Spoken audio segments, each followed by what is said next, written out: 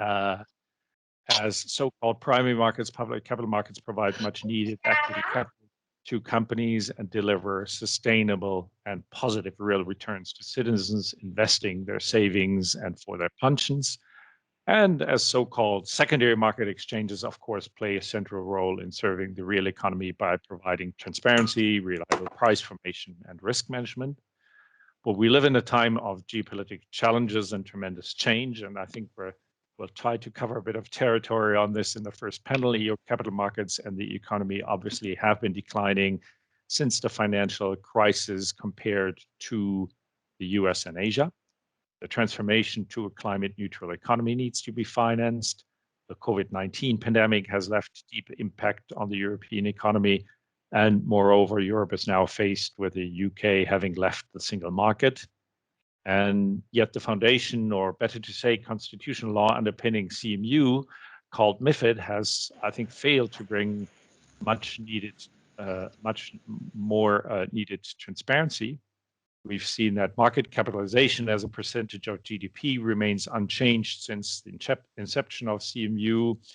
And I think what is clear and what I hope will take away a little bit from this panel is that we need a vision for CMU and the MiFID review underpinning it, which protects companies and investors while making the EU more competitive. And I think that is really where, especially FESE believes, we need to fight for more transparency. With that intro, I would give the word to Stéphanie Yon-Courtin. Thank you, Stéphanie. Thank you very much, Rainer. And first, Happy New Year to each and every of you on the panel and online, and I hope you're all safe. Many thanks to FESE and to you, Rainer, for your kind invitation. I am really delighted to open this conference with very distinguished experts on capital markets. Even if the capital markets union is only a phrase of the last decade, the debate on integrating capital markets in Europe has more than 40 years of history. I have only joined the conversation recently as a shadow rapporteur for Renew in the European Parliament on the CMU own initiative report and on MiFID quick fix, but I can definitely see how passionate the debate can be. In my opening statement, I'll focus on two topics. First, the contribution of the end investors, of the consumers to the CMU project, and the current political dynamics on securities markets regulation in Europe and globally. I'm sure the panel discussion will then bring interesting perspectives on these topics and on financing the recovery and boosting finance of SMEs. Well, we all know the context and the figures. First, capital market financing is definitely lagging behind in Europe compared to the US. More definitely needs to be build up financing capacity and for Europe to phase out its well-documented over-reliance on bank financing. Banks will remain a strong feature in financing European companies. We have seen last year how quickly they can react when we needed to support our businesses during the lockdown. Banks are definitely part of the solution in the current economic crisis. However, we should also take advantage of Europe's high savings rates to turn them into long-term investments in strategic sectors. This will be crucial to tackle the challenges of the COVID recovery and to fuel the opportunities of our new industrial strategy based on a more sustainable, digital, and resilient growth. But turning savings into long-term investments will not happen if the end investors, the consumers, do not trust capital market financing.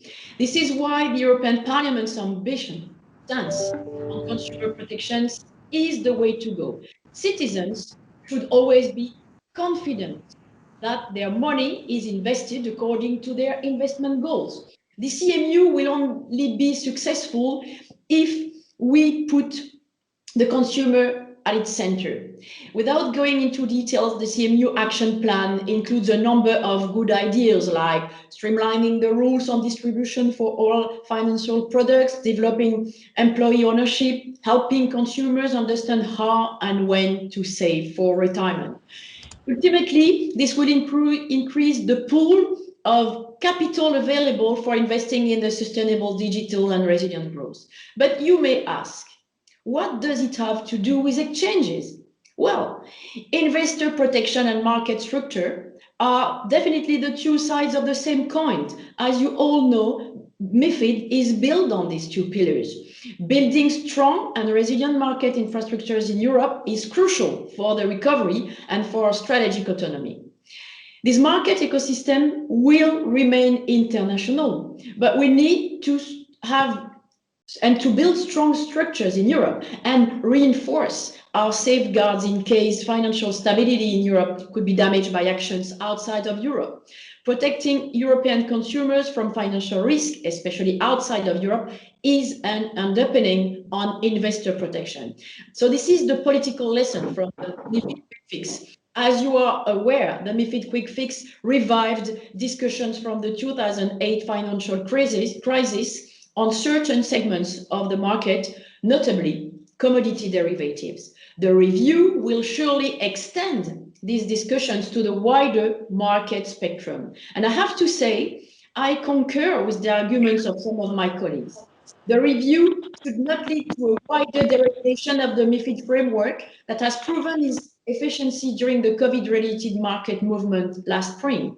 Of course, as a competition lawyer, I'll be very attentive to both the effects of market fragmentation on the efficiency of European market and to the possible consequences of ongoing mergers. I will surprise no one in mentioning the trend, the very big trend towards consolidation across functions, notably on market data and trading. Well, yesterday's news on LSE and Refinitiv is just one example of a trend, of this trend that we will need to assess carefully to avoid creating new oligopolies across the entire market value chain, from market data to trading and post-trading. But equally, now that the still largest and deepest financial place in Europe has taken a different course, I'm of course speaking about the city, I believe we are given a fantastic opportunity to build European leaders in market infrastructure. Well, I will stop here as I realize it is already maybe a lot of food for thought. Handing over to Michael for his opening remarks, and I will be happy to hear the reactions from my fellow panelists. Thank you.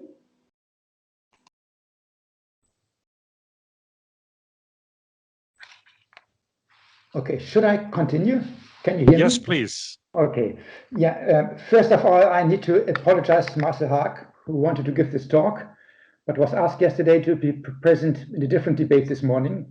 He gave me his notes, so I should be able to deliver the same content that he wanted to. Also would like to thank FESE for the opportunity to talk to you about how the Capital Markets Union can contribute to a more efficient and integrated EU capital markets, which will support the post-COVID economic environment. And I also should not forget to wish you all a happy new year and express my hope that at the end of the year, we will be talking about the strength of the post-COVID economic recovery and no longer when it may set in. But let me start by looking at where we stand in early 2021. We started this new year with a free trade agreement with the United Kingdom. Well, we are very sad to see the UK leaving the single market. The agreement provides a shared commitment to preserve financial stability, market integrity, and the protection of investors and consumers. This is a good basis for future cooperation. The agreement does not in any way constrain financial regulation and supervision in the EU. The exit from the single market went with no issues for financial stability and with very little disruption. Market participants prepared well for themselves, and I think this largely contributed to them. As a result, markets and the overall financial system fared very well. We have to build now the long-term relationship in finance. The next task is to negotiate with the UK the Memorandum of Understanding on Regulatory Cooperation, as set out in the joint declaration annexed to the agreement. We intend to build on the experience with other jurisdictions the United States comes to mind here. But coming now to the main topic of this talk, CMU is even more a key priority in this difficult context of a pandemic. To recover from sluggish economic growth and higher unemployment, we need capital markets that first can provide companies with more equity and equity-like funding. In view of rising debt levels and banks' declining capacity to provide credit, firms have an incentive to make more use of equity funding. Such a shift would also be welcome from an economic perspective, as it facilitates adjustment to new demand and supply conditions. Second, we need markets that can offer citizens more and better investment opportunities to benefit from the structural changes that our economy is undergoing, especially when it comes to sustainability and digital challenges, where we expect to see quite a lot of adjustment. Last but not least, deepening capital markets means a more stable, well-functioning financial system in the EU, which increases incentives to invest and innovate with positive consequences for structural change, and makes it also easier for macroeconomic policies to be effective. Besides the CMU project, as a measure to support capital markets, we provided an immediate response to the pandemic with the capital markets relief packages with 3 main actions. We introduced the possibility for a shorter prospectus to make it easier for companies to issue capital requirements, to issue capital through a simplified and shorter disclosure. We cut some of the administrative burden of MiFID by simplifying information requirements in a targeted way, and we also made some specific adjustment to the STS securitization framework. Moreover, a few months ago, we eventually launched our new action plan to advance the capital market union. I'm sure I don't need to repeat the overarching objective, so I would like to give it some flavor of some of the measures included in the action plan, with a focus on those that will be delivered in 2021, which I think are most relevant for the theme of this talk. So first, since a few months, we have started to work on the actions to support firms, in particular SMEs, access to public markets with the help of a technical expert group. The next meeting will be this afternoon. This group is looking into how to further simplify listing rules, as well as how to increase SME research, including schemes to co-finance research for SMEs, and finding ways to share research with investors across the EU. Second, as a further measure to facilitate the use of market funding, the creation of a European single access point will make companies more visible, in particular to cross-border investors. This ESAP will also help to better integrate markets by setting up an EU-wide platform that provides investors with seamless access to comparable company information. We believe this is a major step to increase accessibility to financial and non-financial company data of publicly listed companies. In 2021, the MiFID review will, of course, be a big topic. Its main objective will be to make the Union the main and most efficient place to trade in all euro-denominated financial assets, primarily shares, ETFs, bond and derivatives. We've already dealt with the real assets, particularly commodities and their derivatives in the course of last year. This year, review will look at all the hotly debated capital market infrastructures, such as transparency rules, transparency waivers, the double volume cap for dark trading, the operation of alternate trading venues. Second, also at the competitive relationship between stock exchanges, alternate trading venues, and investment banks. The aim of the MiFID review is not to favor or endanger one form of trading or trading protocol or venue over another. The aim is that all of these trading venues function together as a competitive ecosystem, allowing investors to trade where they can get the best price and highest guarantees of successful completion of their transaction. Both objectives, price discovery and certainty of execution, are taken very seriously. In particular, we are also looking at how to effectively improve market transparency by launching the framework for a consolidated data tape. Such a consolidated tape would remove a lot of information asymmetry between the traditional insiders and the rest of the investment of the investor community. Regarding post-trade, the Commission will present a report on CSDR to the European Parliament and the Council, having reflected on the regulation and following a broad consultation with the stakeholders. The Commission will assess all the points raised by the high-level forum of CMU, including the use of CSD passport, the provision of cross-border settlement services, home-host relationship between supervisors, and assess the liquidity in foreign currency. We expect to publish a legislative proposal with targeted measures by the end of this year. Also, by the end of this year, we will make a thorough assessment of where we stand in terms of supervisory convergence and what needs to be done to improve it. Irrespective of where access to capital markets is, there should be no difference on how rules are applied to market operators that have the same characteristics.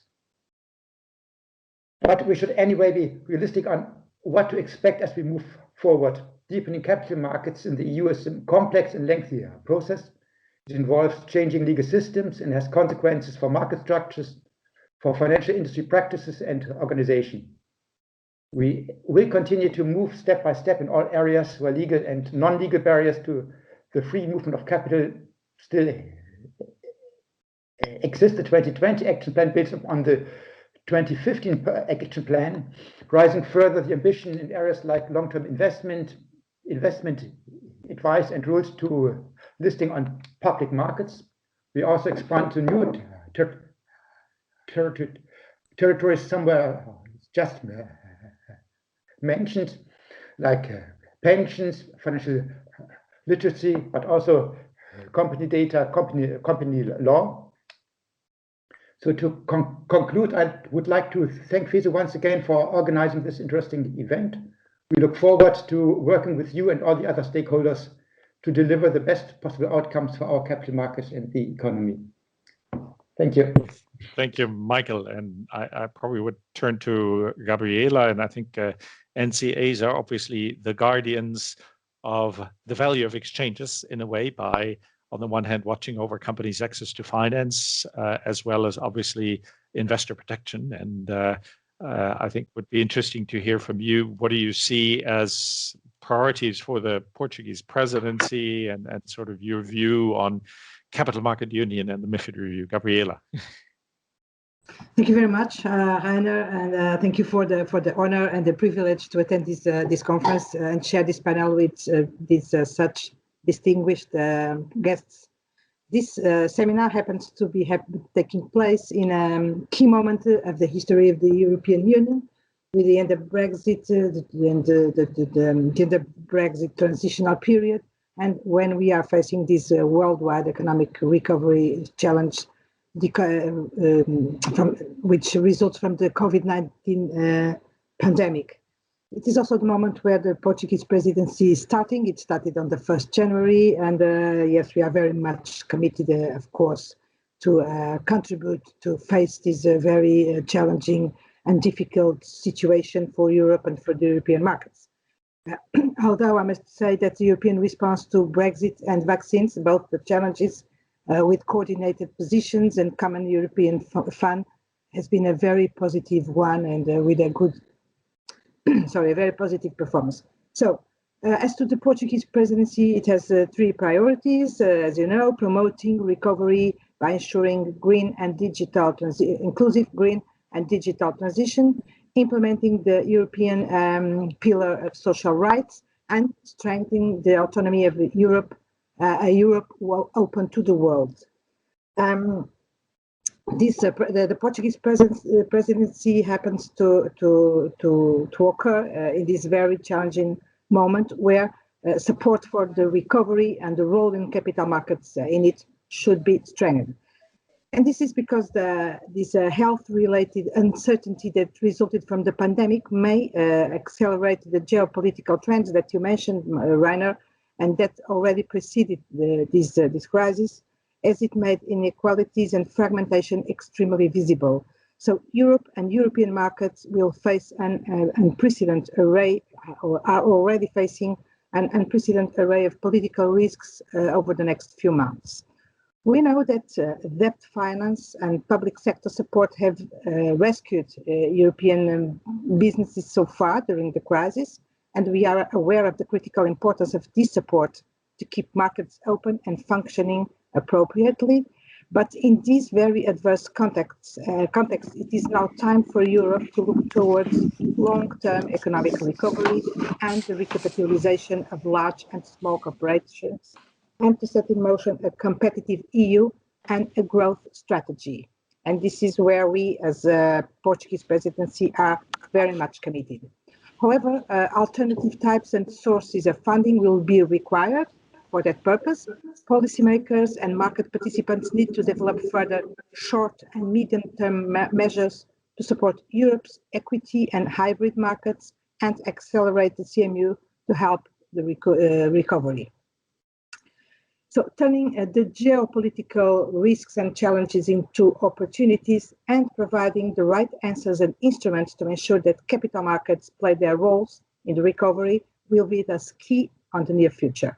For instance, just to give you a background, and you sure know these numbers, but the trading volumes of the EU shares on the first week after Brexit showed already a significant shift of European share trading from UK venues to newly created EU venues, even if some of them belonging to the UK, as well as to other European venues. So we also observed considerable inflows for EU investment funds.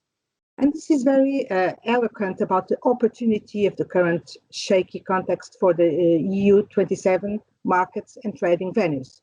But my perception is that, and our perception is that, no isolated solutions will ever be able to address the immense challenge ahead.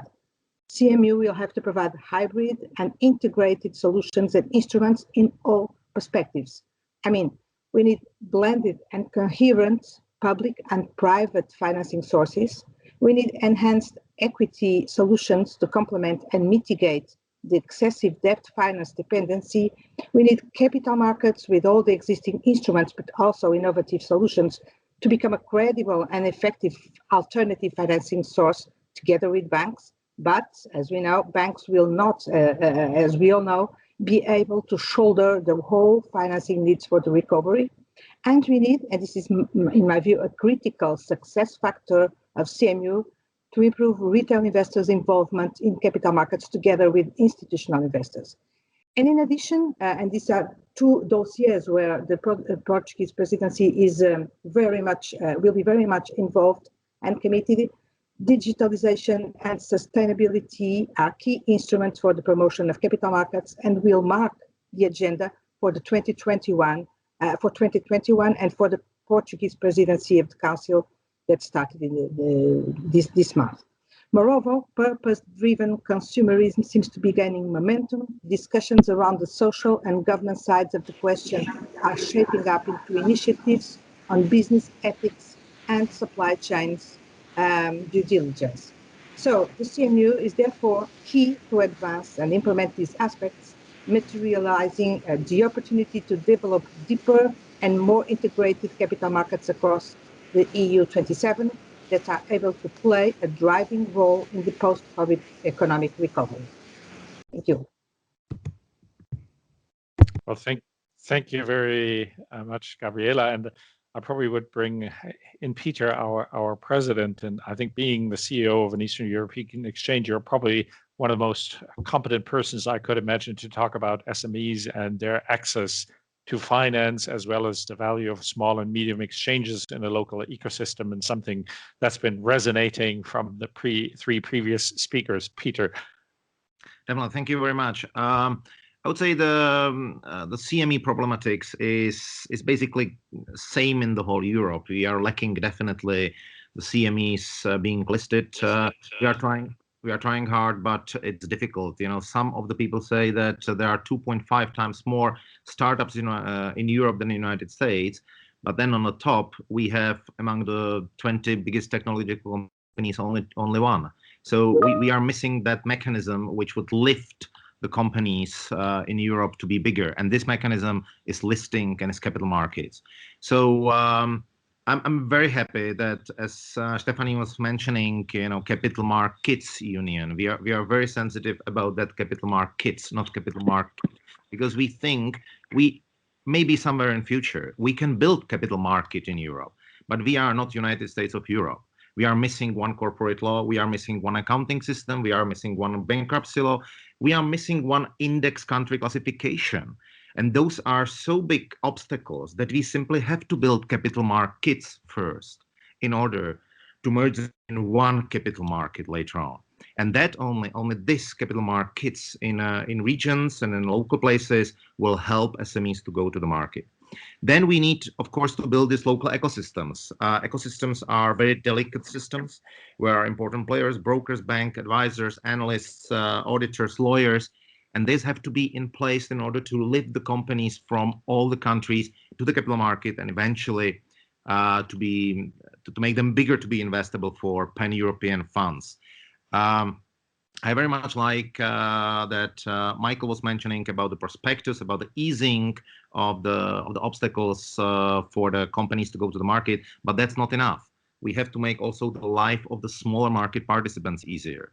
We cannot load the reporting duties and the difficulties how to come to the market on the smaller investment banks and small local brokers, because sometimes it's unbearable for them. Then we need to make retail investment much easier. Retail investment is important thing. I believe we're gonna come back to this in this panel, and there could be said many things about that. But I feel European retailers, European citizens should have easy access to invest into European equities and European bonds. I mentioned specifically the bonds because one of the big differences between Europe and the US is that there is more equity financing in the United States, but there is also much more public bonds available. We have a problem in Europe that there are debt financing, but debt private, that means bank financing. We have to work a little bit also in this field and bring some cheap funds to the market and promote the cheap funds which are investable for retail. Speaking about funds, we very much welcome the initiative of SME IPO fund. It's a great initiative. Devil is in detail. We have to take care about the execution. This cannot be managed completely centrally for one place in Europe. We have to. This fund have to have their hands and local people in a regions or local places, because the decision cannot be done from the table at one place or two places in Europe. We need much more places where the decisions about the investments into the SMEs are done in the various places. And probably this is about the SMEs for a moment. Thank you, Rainer.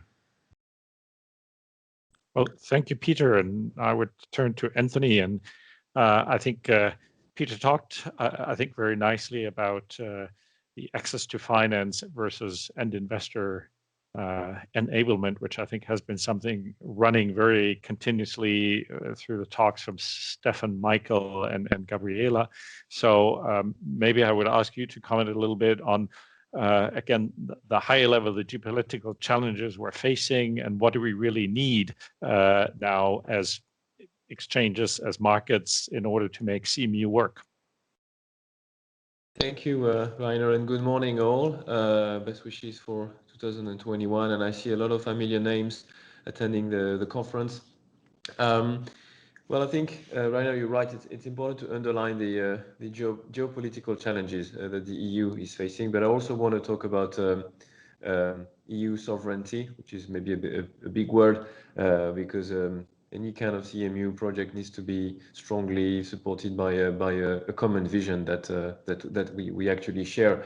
And so in terms of geopolitical challenges, I mean, you all know them. It's about obviously the COVID-19 pandemic. It's a post-Brexit environment that we are still trying to understand, and that provokes a global realignment. It's an ongoing trend away from multilateralism, rise of China, and not least the role of the US in this pivotal moment in its own history.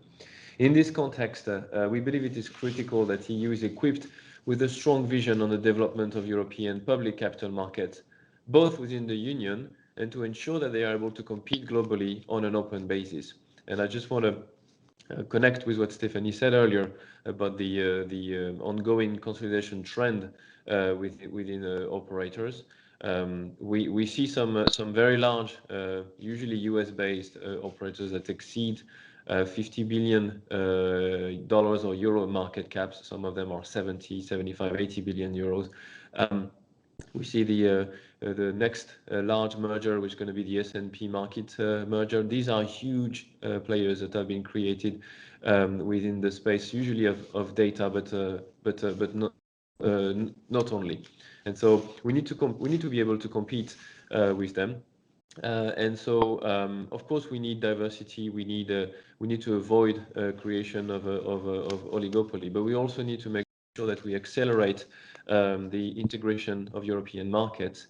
And if we compare them between what we see in Europe and what we see in the US, yes, the banks are still very, very present in the financing of corporates and in particular SMEs in Europe, but also we lack depth in our capital market. And in order to create these depths, it's important that investors feel comfortable to invest everywhere in Europe with the same rules, and that we create this kind of aggregation of liquidity.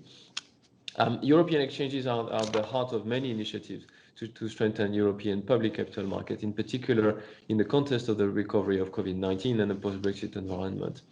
It is critical, we believe, to ensure that European companies from large cap to smaller SMEs can raise finance on an efficient basis from public capital markets, and that investors, in particular retail, and Peter talked about that, can benefit from the opportunities such investments open.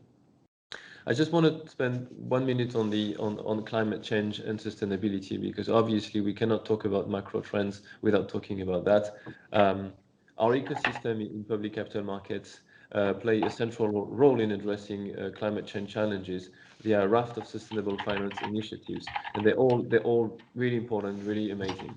European exchanges are supportive of these objectives, and obviously the CMU Action Plan is key for us. A few constructive criticism, nevertheless. We believe it's regrettable that the MiFID framework is not a specific component, a part of the CMU program. MiFID is core to the organization of pan-European securities, and issues within it underpin the current weakness in European public capital markets. These should be addressed in a holistic manner. In contrast, the decision to limit the number of MiFID issues under the scope of CMU to the consolidated tape initiative is unfortunate, in the sense that an evaluation of broader market structure issues, particularly the state of price formation, has so far been absent.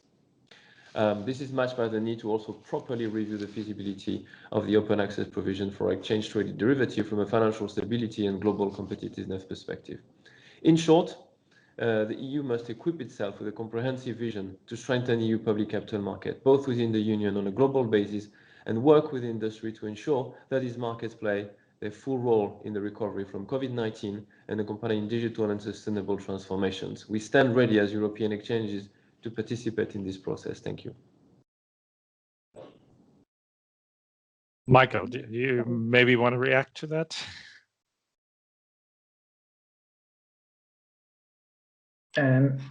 I think this point of consolidated tape and non-discriminatory assessment will be taken up. Will be discussed in the next panel. Yeah. Later, but I still had two observations which I find useful to discuss further. One is we have the demand for reducing the reporting burden, so firms have stronger incentives to list and stay in the market. At the same time, we also have the request to make it easier for, in particular, retail investors to come to the market. So the point of providing information and the cost of information, there is some trade-off, and this is the details that we need to fix on how to best combine these two parts. And this holds for the primary markets, but I think also for the secondary markets. The point of price discovery is the big welfare advantage of markets was already mentioned before, but whether we need to have specialized intermediaries to bridge information problems, and in particular this point of consolidation in data providers. This is one of the key challenges that we face. Also, maybe just on the concept, there was some discussion on competitiveness with others using the US as a benchmark. There were long discussions in the CMU to what extent we can really do this. Reviewing these points that were also mentioned about different legal traditions, starting from a very different environment. So it's more important to look into what things work well in other markets which we could copy. There, my feeling is the data provision in the US is a point where we can probably live more from, and our initiatives in this direction, I think, go into this direction on addressing the information as a matrix as the key. On technical details, I think Tilman will also be joining us. I think he's much more an expert on this than I am, so I'm refraining from going into this. Thanks. Sure. No, I mean, maybe the end investors contributing to the CMU, that was another theme that I think came up a bit throughout the panel. So I briefly maybe would like to discuss that in the final 4 minutes that we have. Peter, you want to make a comment on that? Definitely, I want to follow up on what Michael just said. It is definitely key to that the people have information, and I can tell you for sure that you, as a citizen of Germany, you definitely don't have information about the SME IPOs in Greece now. There is no way to find it out. You maybe have got very good information from the consolidation of the blue chips of the trading.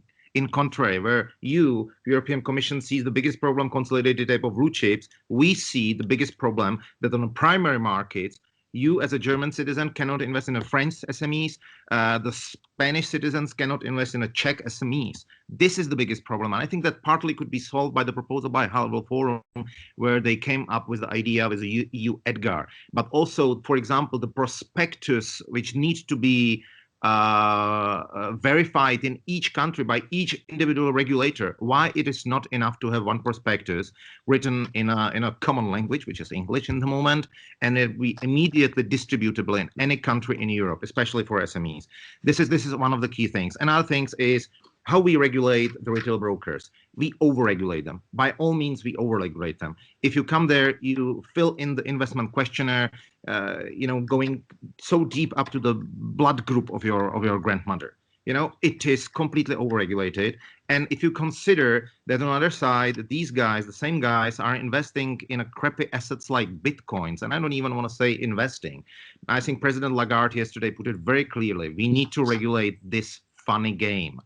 And so this is so big contrary. We are protecting investments of the European citizens in the European SMEs, and we don't regulate any other assets at all. And that needs to be, Bitcoin should be put on the level with the derivatives, and we should open the access for all European citizens from all 27 countries into the SMEs IPOs and mid-sized companies IPOs in all European countries, that there could be freely distributable and investable, together with the local funds and broad-based indices funds.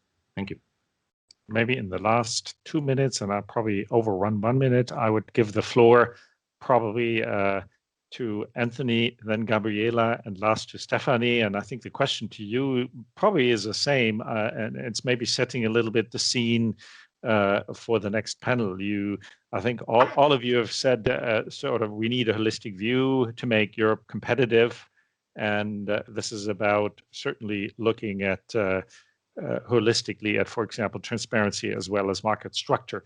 So when it comes concretely to the next two panels and the market structure review, maybe in a very, very short statement, what would you expect they should deliver to you? Well, I just want to continue on one key element about retail investors, because I think it's really important.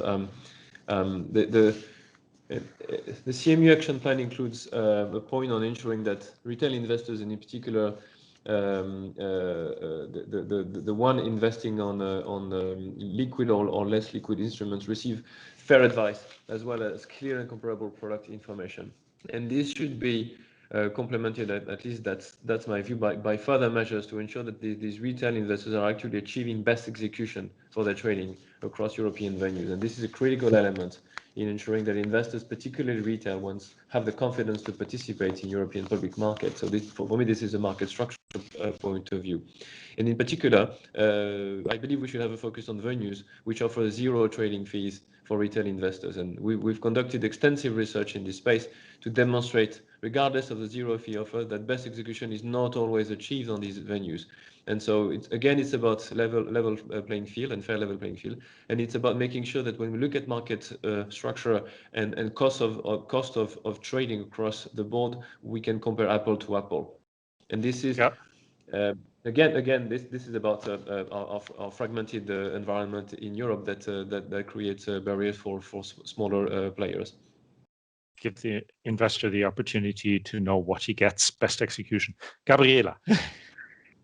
Thank you, Rainer. Very quickly, I'm afraid I have the same opinion as Anthony. I think the retail investors are key in the construction of the new European capital markets.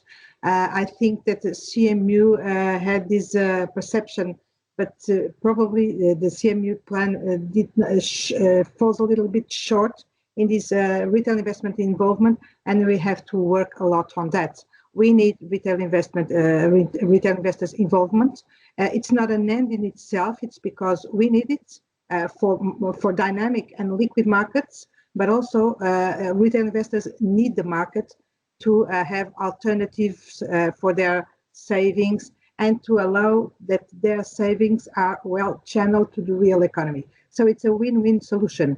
We have to understand the reasons why retail investors have been departing from the market, and in my opinion, there are two main reasons. One is the loss of confidence, which was caused by the many and strong financial events of the last 2 decades, involving serious governance and ethics problems.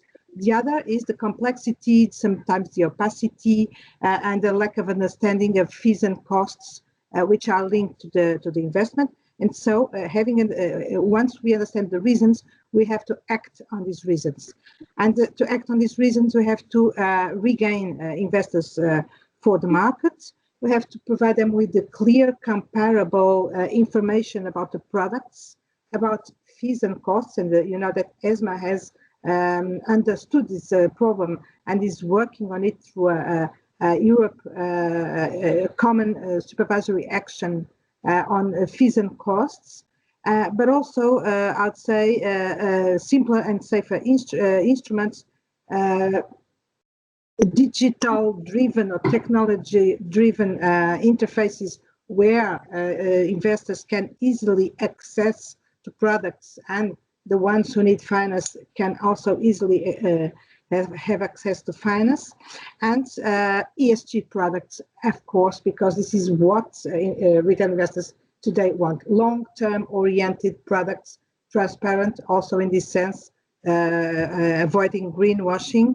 And finally, this is my strong conviction, we have to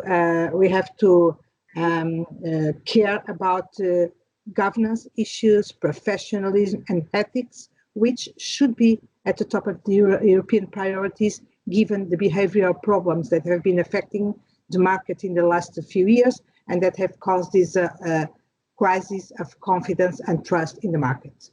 That's it. Thank you. Thank you very much, Gabriela. And Stéphanie, I would give you the closing words. Thank you very much. Well, echoing what the other panelists have just expressed, I'm happy that we are all agreeing to make a success of the capital markets, as Petr said, union. And as Gabriela said, the next 6 months will definitely be crucial for the next CMU, or for the CMU momentum. As Michael said, I think the MiFID review will be a key piece of the CMU. As Petr said, let's start with building capital markets and emphasis of the S for our union. I think it's definitely key. And as Anthony said, competition at the global level, notably with US and UK firms, should be in your mind, in our mind, when thinking about open strategic autonomy. And as we all agree that retail investors are key for the CMU, let's fix the trip skid now. Finally, just one word. I think the key word, in fact, is collective. Collective work involving public and private stakeholders together, and as well as, and maybe above all, collective spirit, meaning we need to be proud to be part of this European Union project, which is, I think, definitely the solution to tackle fragmentations, with is one of the main obstacles in this global project. Thank you. Thank you very much. We've overrun 5 minutes, but I think it was a very, very good debate highlighting, and as you were saying, there is a lot of agreement between us on what we need to do. Let's get it done. And I think this is session 2 to discuss market structure and market data fit for the EU. I would turn over to Rosa Armesto, who will be moderating that panel, and would ask the current speakers to switch off their camera and the other panelists to switch on their cameras. Thank you. Thank you, Heiner. Bye-bye. Bye.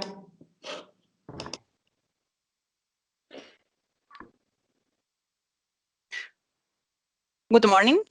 My name is Rosa Armesto, and I am the Deputy Director General of FESE. I will be moderating the next panel. So I will invite participants to the next panel to please switch on the cameras and please come on stage virtually. So I'll give them 1 minute to connect. I can see everybody but Tilman. So Tilman, maybe if you would switch your camera on. I see that you're in the event. But I think Rosa, yeah, there's Tilman. Okay, because I cannot see anybody with camera. Same here. Everybody's on. We can see everybody. Tilman as well. Good morning, Tilman. We can see you as well and hear you. Okay. Well, okay. Perfect. So welcome, everyone. As I said, so I think we have listened to very thoughtful remarks already in the first panel. It was an excellent introductory panel to the discussion we are going to have today. I think it has been said a lot repeatedly, the vision of the EU 27. Also, I'm going to quote the last remark made by Madame Yon-Courtin on the need for a collective spirit and tackle fragmentation so we can really build European leaders to come across. I think also that it is very important to realize that without a functioning secondary capital markets, we cannot have a capital markets union with sustainable recovery from the COVID-19 crisis. So also some of the participants, not to say all, have alluded to the expected MiFID review. And this is what we are going to discuss today. So I am delighted to welcome the distinguished panelists that we have with us to discuss market structure and market data. We have Markus Ferber, member of European Parliament, Funered, CEO of the Swedish Securities Markets Association. We also have with us market practitioners such as Paul Hilgers, Managing Director at Deutsche Börse Group, Tilman Lueder, Head of Unit of DG FISMA, and also Bjørn Sibbern, President of European Markets at Nasdaq. Again, please, I will repeat everybody to be on mute, those that are not participating, and cameras off. And before going into the discussion, I would really like to set the scene very quickly and show a couple of slides that I'm going to share with you right now. So please let me know if this works.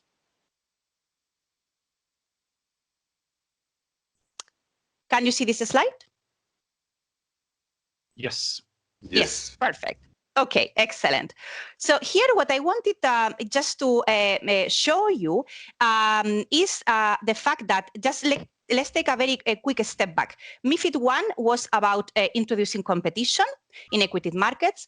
MiFID II was about strengthening price formation and improving transparency. What we see now with the data showed here is that the current market structure report from ESMA shows that after 3 years of MiFID II and MiFIR application, transparency is declining and market fragmentation is increasing. It's also quite interesting to observe that there is a significant share of trading volumes executed off venue, meaning OTC and systematic internalizers that, as you know, do not have transparency. I go to the next one.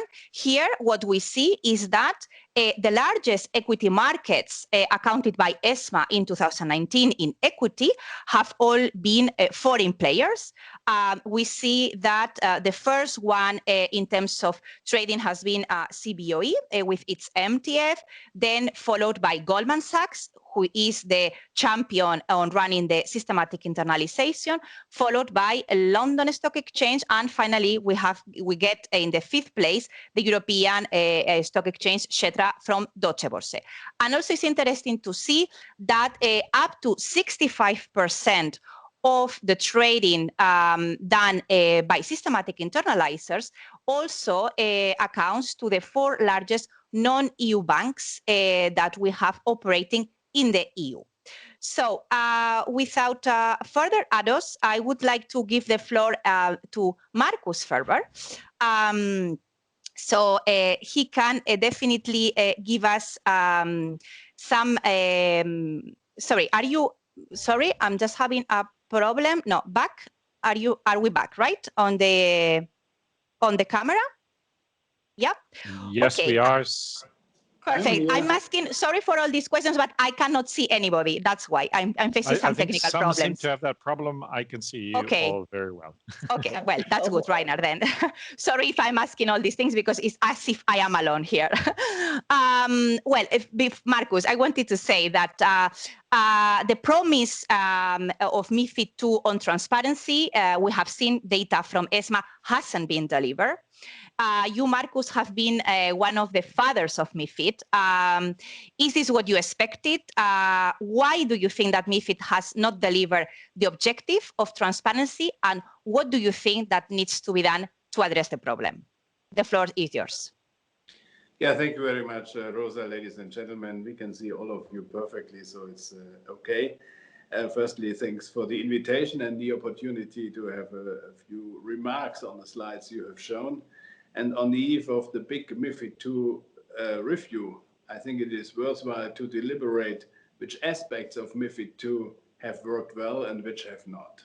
And the data you have just provided is unfortunately a clear proof that not all of the objectives of MiFID II have been fulfilled.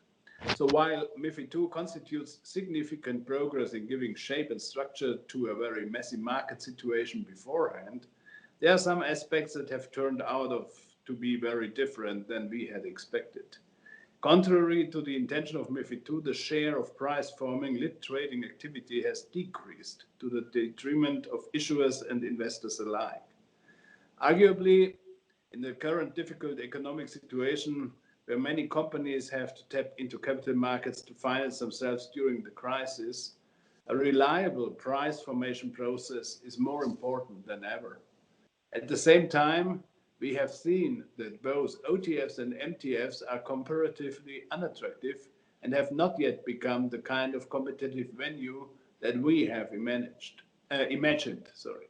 So we need to think hard about which elements of the current market structure we need to retain and how we can increase or decrease the relative attractiveness of the venues in order to achieve the outcome we had initially hoped for.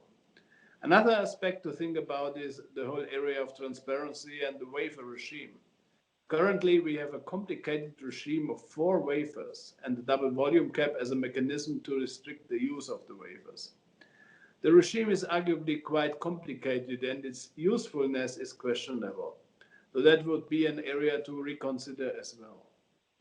One possible avenue would be to restrict SI's equity trading to above the large in scale, for example, threshold. Such a move would incentivize lit trading and ensure the quality and robustness of price formation in line with the initial objective of MiFiD II.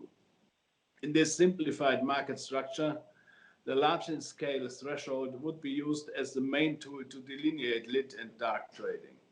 That would also mean that there is little need for a double volume cap mechanism that does not work particularly well anyway. So it would come with the added value of making the whole waiver regime a little easier to comprehend.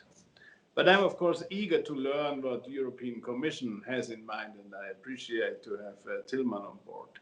Perhaps, as we will also be addressing the issue of market data, I would also like to briefly comment on the issue of the consolidated tape, which is seen by some people as the silver bullet to fix all that is wrong with European markets.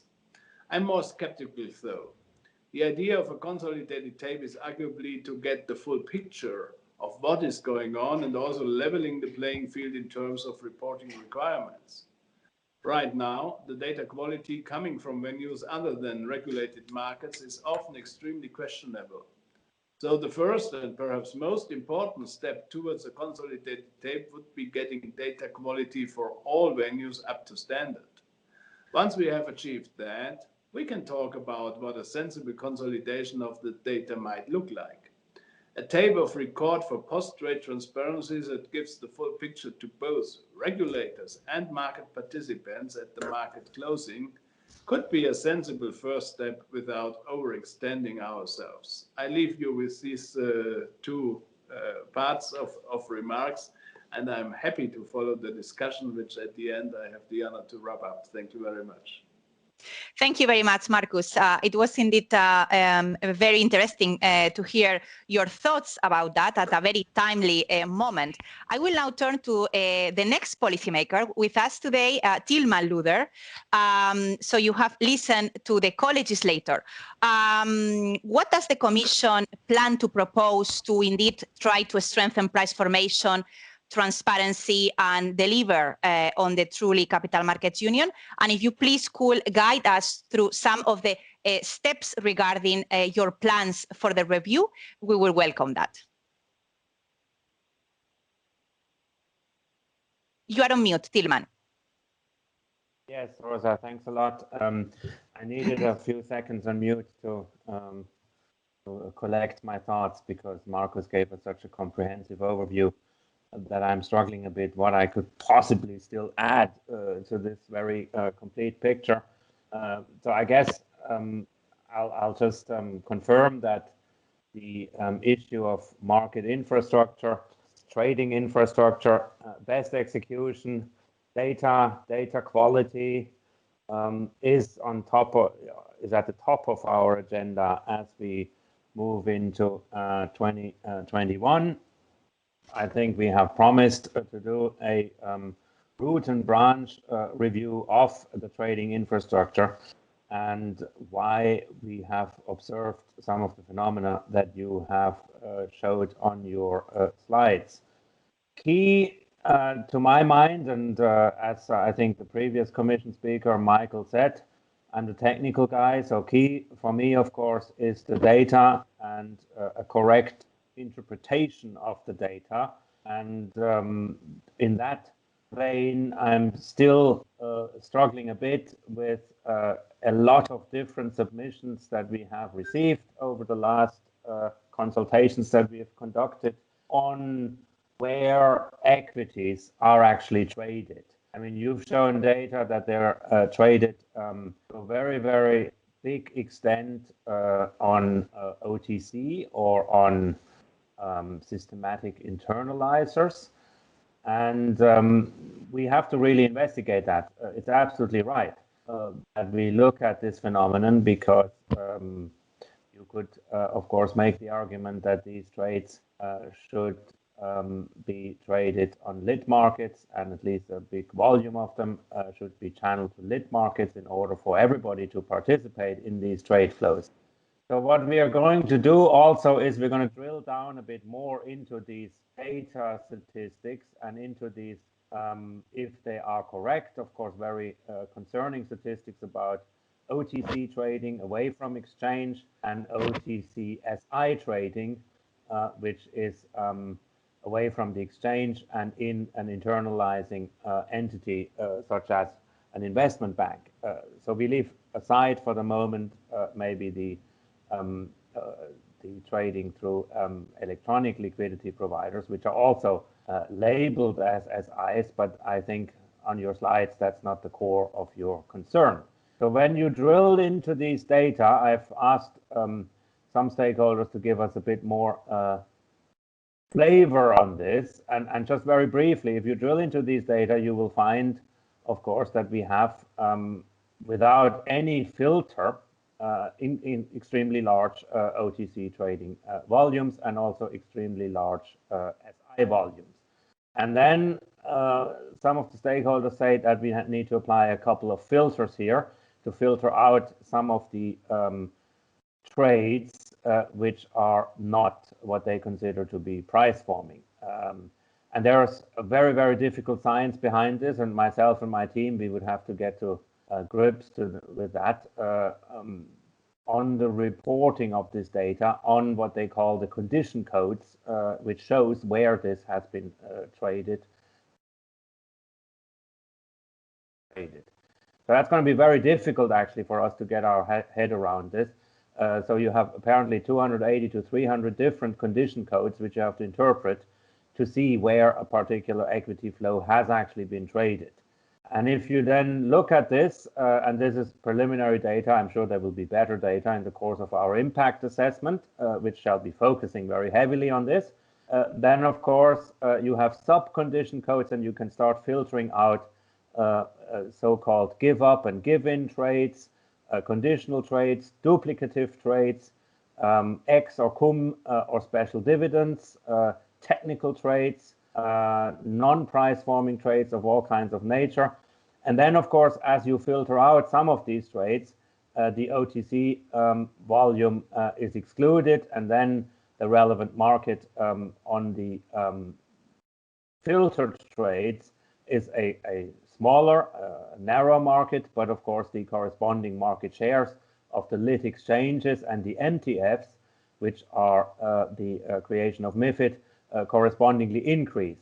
So as you filter out a lot of these more technical trades, you do see an encouraging increase on lit trading. And as you filter out additional OTC volumes, you see a corresponding increase of MTF and lit exchange volumes. So we are still looking at all of these details, and I think that maybe a slight note of comfort, MiFID, if you look at this data in a more granular way, hasn't been such a failure as it sometimes is presented.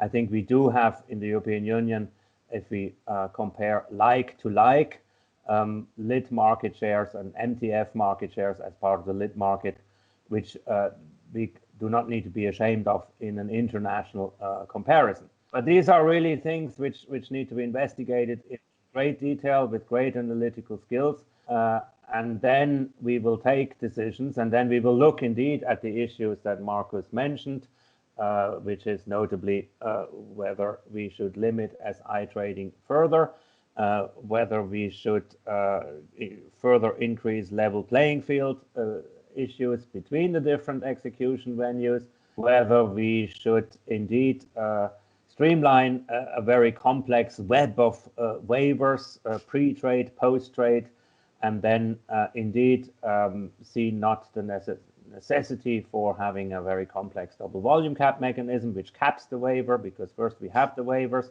and then we say, okay, we don't like them that much, so we cap them, and then the cap is frequently instituted and then removed again. I fully agree with Markus. This is a very suboptimal way of going about the aim, which is to have an increase in transparency. But I think we should take these decisions, and that's my conclusion for this round. We should take these decisions in full knowledge of what the actual market figures are. We should drill a bit deeper into some of the data sets that we've seen. We should look at what is actually, it's a bit like competition law, if you like. We should actually look at what is the relevant market and maybe not take the decision on a dog's dinner of all kinds of trades which are not part of the relevant market, because they are dividends and technical trades and give in and give up trades and non-standard trades. We need to understand much better what is actually the relevant market, which we have to base our future policy decisions on. So to conclude, in terms of timing, you see, this is all not very easy stuff. This requires a bit of preparation. So we will be launching that impact assessment. We will be doing the sort of data analysis that I just outlined in the first half of this year. We might have still additional workshops, additional meetings with stakeholders. I don't think we will have another written consultation with all the deadlines, but we'll have ad hoc events where we will deepen our knowledge in certain of these aspects. And then towards the summer, we will consolidate that, and we will have to pass, of course, the famous scrutiny board, the impact assessment, nowadays called the regulatory scrutiny board. And if we get through that, because we've done a good job, then you will see a potential legislative initiative in the autumn. Thank you very much. Thank you. Thank you very much, Tilman. And before I pass on the floor to the market practitioners, I just wanted to comment very, very briefly on what you just said, because indeed, I just show public available data from the European supervisor. So this is coming from the ESMA statistical report that was published in November last year. And I must say that FESE realized a long time ago, in fact, already back into 2013, that there was a problem on data. This is something that we have been facing almost when we were negotiating MiFiD II. And this is why we initiated the industry-led initiative of market model typology, the MMT, precisely to look into the data to make it comparable, because indeed, SIs and OTC, even today, we do not know exactly what's going on. And this is why we think this needs to be looked at, but also time is of essence. So that's why, you know, I just gonna now give the floor to Paul Hilgers to give us some of his thoughts and views on what needs to happen, because we need a resilient market structure to cope with the capital markets. So please, Paul. You are on mute, Paul. Can you hear me now? Yes. Okay, thanks, Rosa. Thanks to the former two panelists for the remarks. I think, given Markus Ferber's remarks, I have to sort of rethink my response, because he took away about 75% of my comments. I would say the intentions of the regulators are very good. Adding transparency, creating competitive landscape. It is important. I think we need to keep in mind the benefits for the end investor. I think also it's fair to say that from the policymaker point of view and from a regulatory point of view, it's always difficult to judge arguments from the industry, because what you will find is that everyone is trying to defend their own kind of business case as well. So you hear something from the SI operators, you hear something from the exchanges, you hear something from the trading community. When I spent my whole life in trading, so I have experienced market structure, I have seen trading over the last 25, nearly 30 years. I just recently joined the infrastructure provider Deutsche Börse. Now, I spent a lot of time in Asia. I traded the US markets. And I thought, okay, in Asia, having only one exchange doesn't really foster competition. We would like to see a little bit more of competition. I thought the US is getting already quite complicated in terms of market structure. And then I just now looking into the market structure in Europe, and I still trying to understand it. I mean, we have 600 registered execution venues. 600. I think that's that's too complicated. We need to simplify. We need to simplify this market structure. Competition is good. Competition is great. I think competition fosters innovation, and it's absolutely critical that we have that in place. But we also have to make sure that we have a level playing field. And I think that is definitely not the case. We have a lot of free riders who are using primary markets and the reference prices for the business models where they make hundreds of millions. And what will happen is, if we continue like this, we will further weaken the reference markets, which then is another argument for the dark pool providers and for the as I said, look, I can offer better better execution for the end investor. So I think we need to make sure that we find the right level between competition and fragmentation.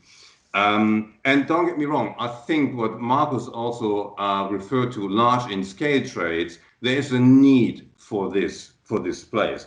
But if I look, I think the average trade size in an SI is around 40,000 euros. That has nothing to do with, let's say, an impactful trade. It has no impact. You can click it away in every single lit market. If you go to Deutsche Börse or to Euronext, it's an easy trade. And I even haven't seen the median of this, right? So it's just the average price. So what would be quite interesting to see how the median would look like. And again, large in scale, I think, is the right trigger point to say these trades need to be negotiated. It's a different segment. It has too much market impact. You don't want to show that to the whole market.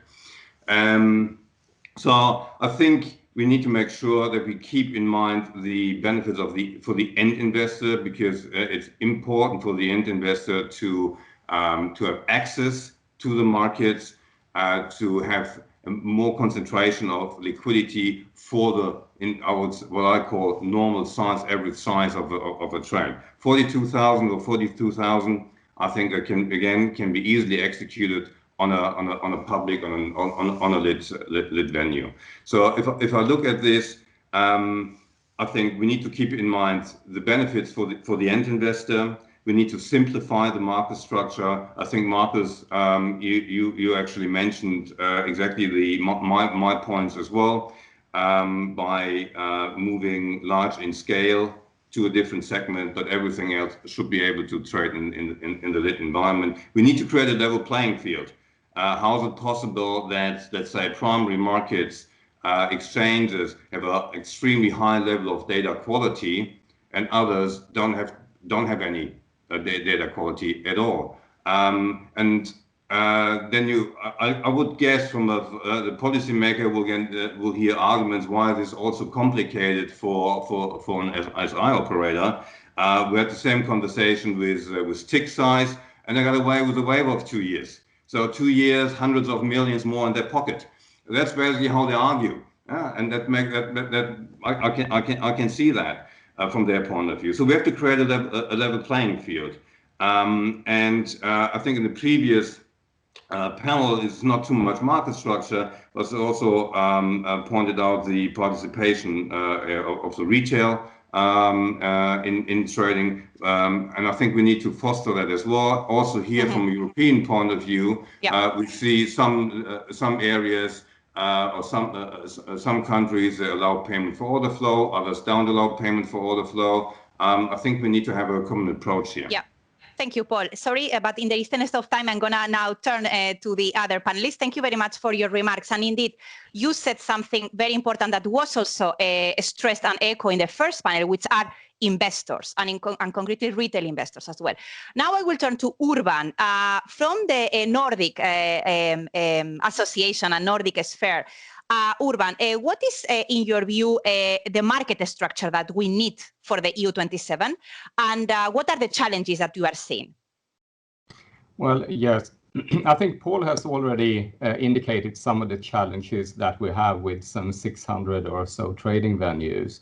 On the other hand, I mean, when we negotiated MiFiD II some years ago, I mean, we knew that we would set up a model where we would need, where we would see more regulated markets, trading platforms, etc. I'm not so sure that we expected it to turn out exactly like this. But on the other hand, I think we knew that we would have to revisit this regulation as all other regulations. And I think it's great to know that, I mean, Tilman and his team is now working hard on preparing the MiFID review proposal. And so on the one hand, I think there is a case to be made for more standardization, collaboration in Europe. But on the other hand, as Peter said in the previous panel, I mean, we are not the United States of Europe. So I think we need to find that balance there, always, of course, keeping end investors in mind. But we do have, different markets, different market models. We need to make sure that investors, also retail investors, invest more in capital markets, etc. So I mean, we have quite a lot to do here. But I think it's, and of course, looking at the pie chart that you showed, which again is from 2019, so it's, pre-Brexit, really. So it will be interesting to see what it will look like for 2020 and 2021, as we now have several of these markets outside of the EU. On the other hand, they may be relocating to some extent to continental Europe. But again, we will have another picture. So I think while I would have loved to have a silver bullet and be able to sell it at a high price, again, there is no silver bullet. I think we need to make a thorough analysis here. And I think also Paul is absolutely right saying that there are lots of business interests here. We do have our different perspectives on this. And I think that both Tilman and Markus and their colleagues and also our friends in the council will have to look at this. So we really welcome, being part of this debate here. And we must keep in mind that all of these other platforms and venues, they wouldn't exist if there hadn't been a business case for them, if they hadn't been useful to their users. So I think the good old days wasn't, a good old days for everyone. It was to some extent a model built on national stock exchanges, monopolies or oligopolies. And as Stephanie said, I think we need to be careful not to revert back to an old model where we have, new oligopolies. But from a Nordic sell-side perspective, of course, we've seen and we have learned to live with the fragmentation, the loss of liquidity and transparency. And that has meant, substantial investments in IT infrastructure. Mm-hmm. And again, I think that's a challenge as well. How do we balance different interests? I know that in the Nordic area, for example, I mean, our members have already made huge investments. So I think there, as we will come back to the consolidated tape, I think they have the infrastructure to make the system work when trading in the Nordics. But I do agree that, there are lots of interesting proposals coming up with the, well, not an EDGAR, but an ESAP, for example, for SMEs. We think that will be very, very useful. So, I mean, we do have, not least as the UK has left the building, we will have lots of interesting discussions. And even though we do have different business interests, I think we are all, as this debate can also indicate, we all have a mutual interest in making sure that the system works for the end investors and to make, capital markets efficient in Europe.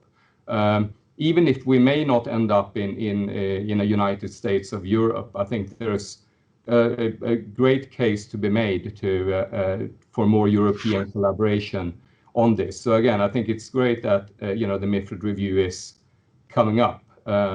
Thank you. I'll leave it at that. Thank you very much, Urban. And now I would like to, I think indeed you really stress very much the key points to look at, but I would like now to turn to Bjørn Sibbern from Nasdaq to try to close, and I'm sorry, we're really behind schedule, so please Bjørn, try to be concrete, to close this market structure, but to be let's say concretely, what do you think that could be done quickly to really improve considerably the situation that we have today? So first of all, thanks for the question. I'll try to do it very short. Looking at MiFiD II, and great to hear that Tilman has the plan to look at MiFiD II. Just look at the facts, and you heard it from a couple of participants earlier today.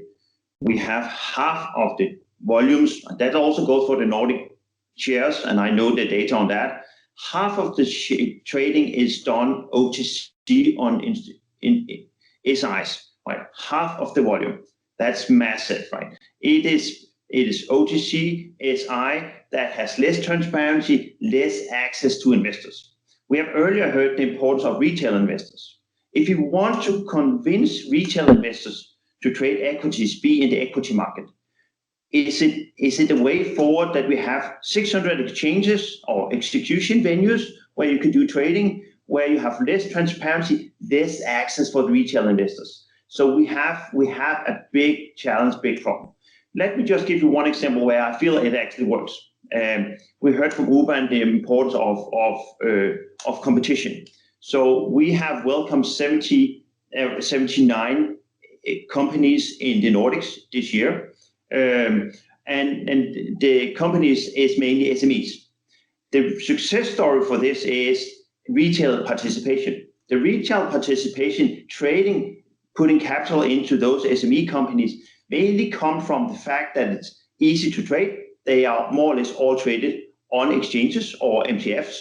It's not about 600 execution venues, but a handful of competing venues that you can trade on. You can list the new companies on different venues, so it's not only Nasdaq. So there is competition, there is transparency, and the retail investors more or less can see their order in the market, right?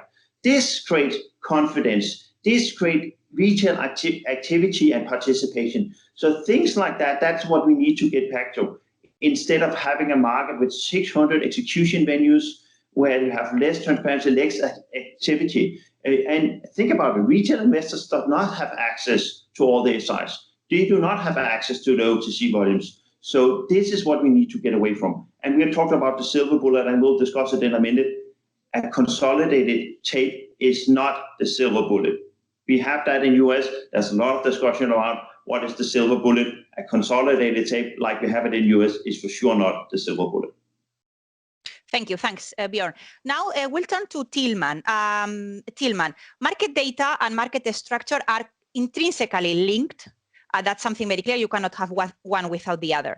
The Commission Capital Market Union Action Plan has put in its list the legislative proposal for a consolidated tape, but they have not mentioned anything about market structure. However, listening now to our distinguished panelists, they all say that indeed market structure should be tackled first. Now, a question to you. I know you are very busy working on the tape. You have also your team working on that. What do you have in mind? How do you plan the work? And also, with what you have heard, how do you see the chronology of things? And Tilman, I will please ask you to be brief because we are very late now. Thank you.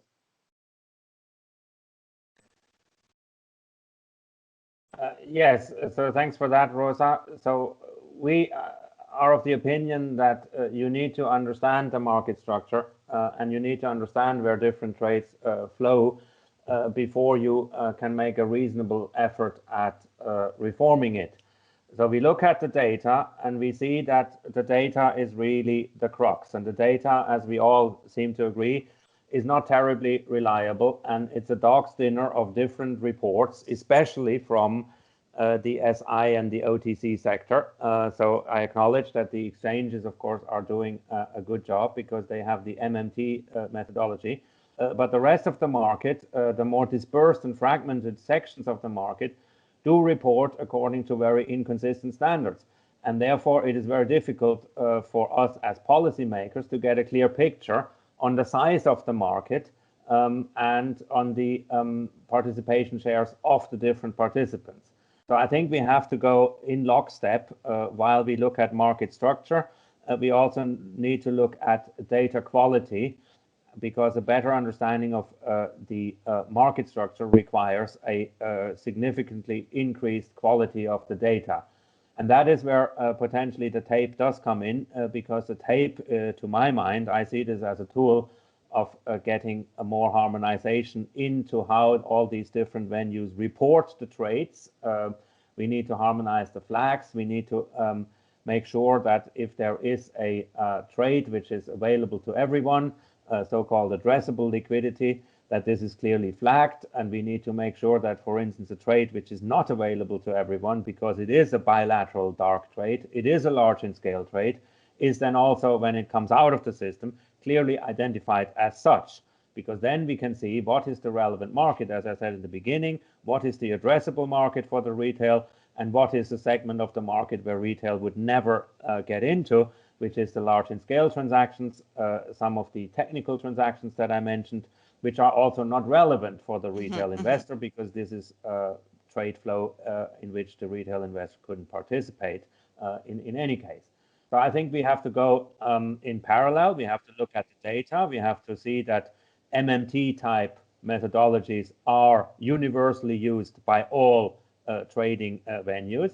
And then this data flow needs to be consolidated in an intelligent manner so that both the investors, but also the policymakers, get a better view of what the market actually looks like. And on that basis, we will take an informed decision on the need of reform in the areas that Markus mentioned, notably waivers, double volume cap, and level playing field.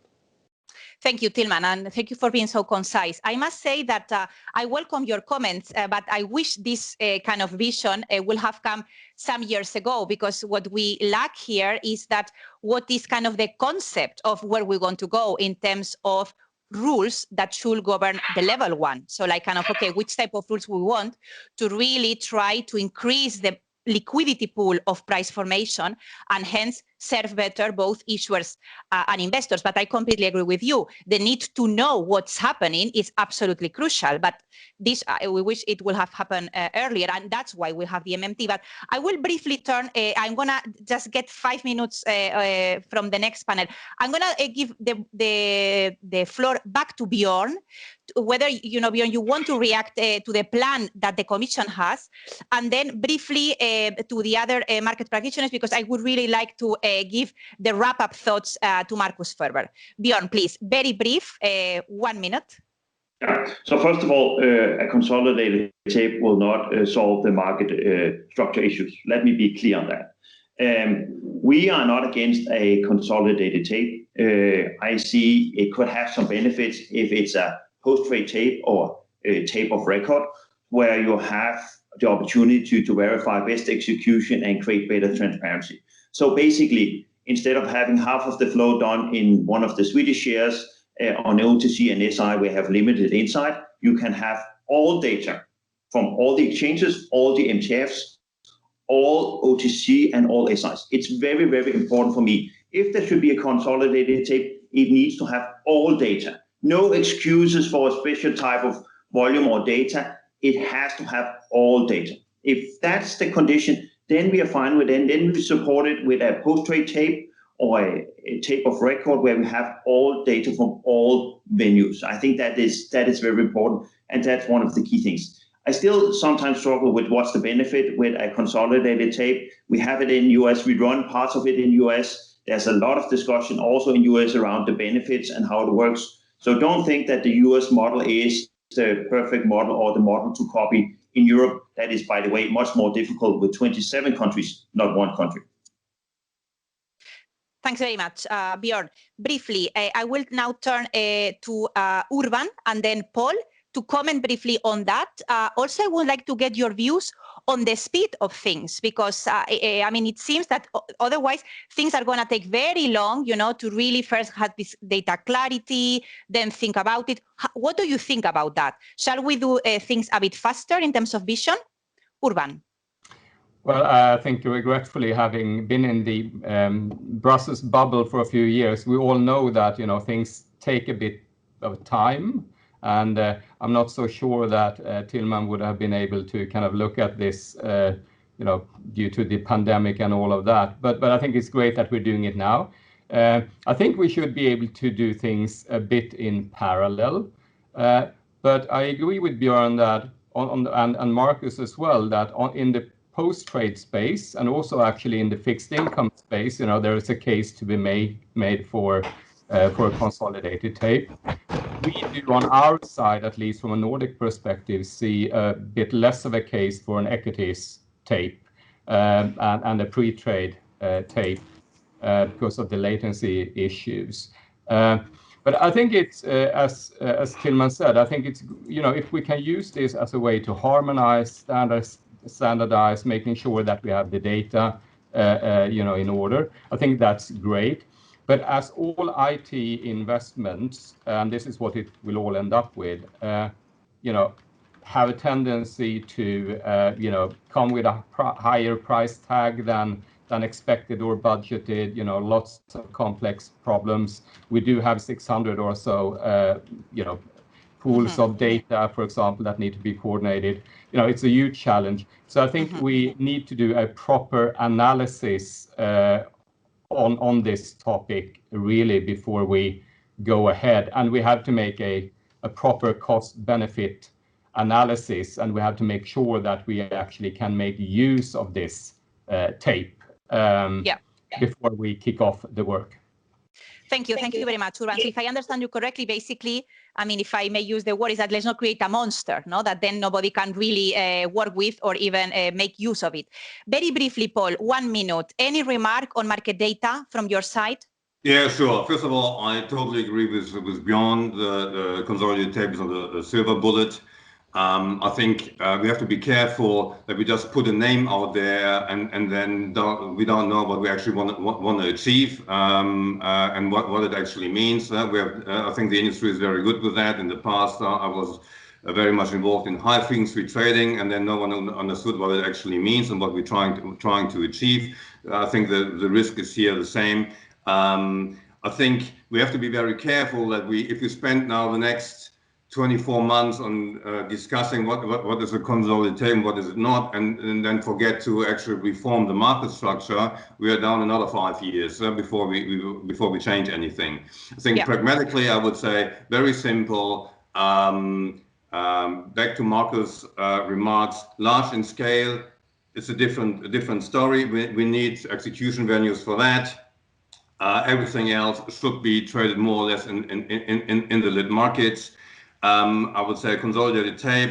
First step would be to say, okay, the exchanges are already very good in terms of data quality. From a Deutsche Börse perspective, I think after 15 minutes, all market data is for free to a very granular level. Why don't we get first all other market participants or players, all the SIs with the same level of market quality, reporting all data 15 minutes later? I think that would be step number one. I think real time makes no sense. Also back to Urban, your remarks. We also have to look at who is going to benefit from a real time consolidated tape, who has actually access to all 600 venues.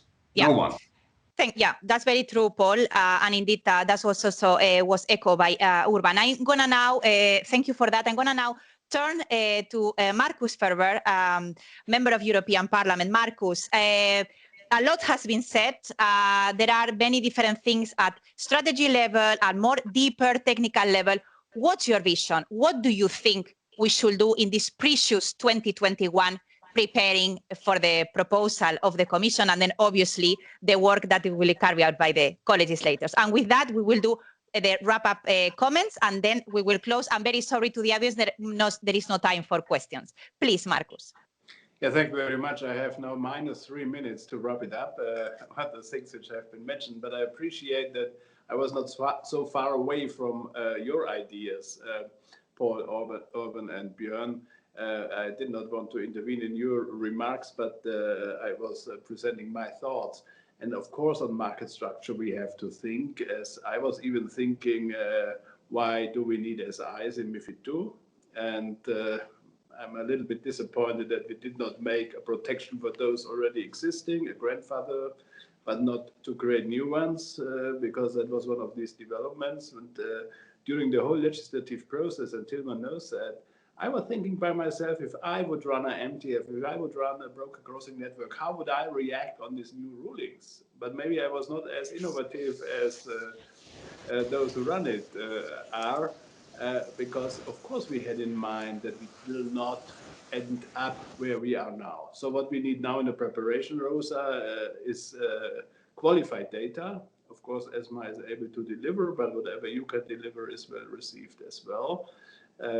Because we have to figure out, of course, we need a Brexit, after Brexit data, which is, of course, changing the world a little bit as well, as the most liquid market has disappeared from the European Union. On the other hand, we have to think and have in the background as well that if we grant equivalence, and that will things to come up from March onwards, when we have further discussions on financial markets between United Kingdom and European Union, and that we are not leaving ourselves too far away from what's happening in the United Kingdom, but on the other hand, to take care on our market fragmentation, which has been mentioned more than once.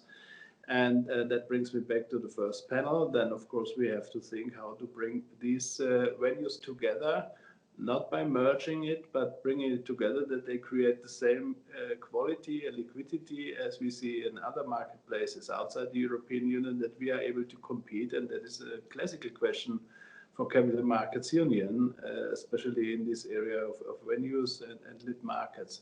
So therefore, a lot is to be done, and I fully agree, which has been said by all of you, consolidated tape is not the mother of all solutions, but it's a part of a solution.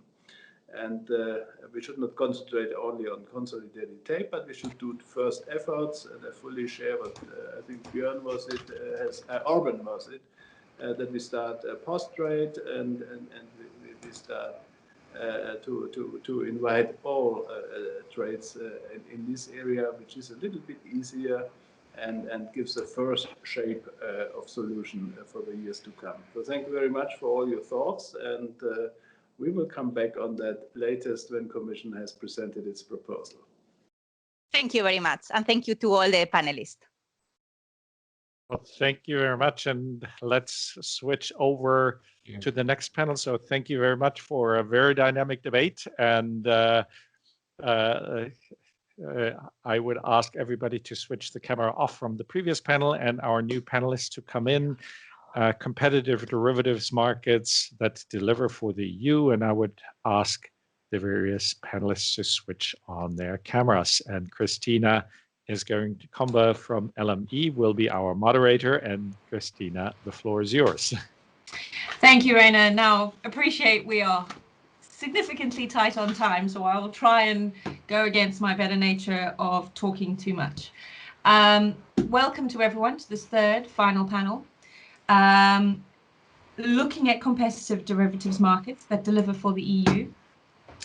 I'm going to do the housekeeping first, which is namely everyone not speaking, please remain on mute. Questions, if we have time for them, can be raised either through the chat or email directly to the FESE Secretariat, and we will deal with them if we have, as I said, any time at the end.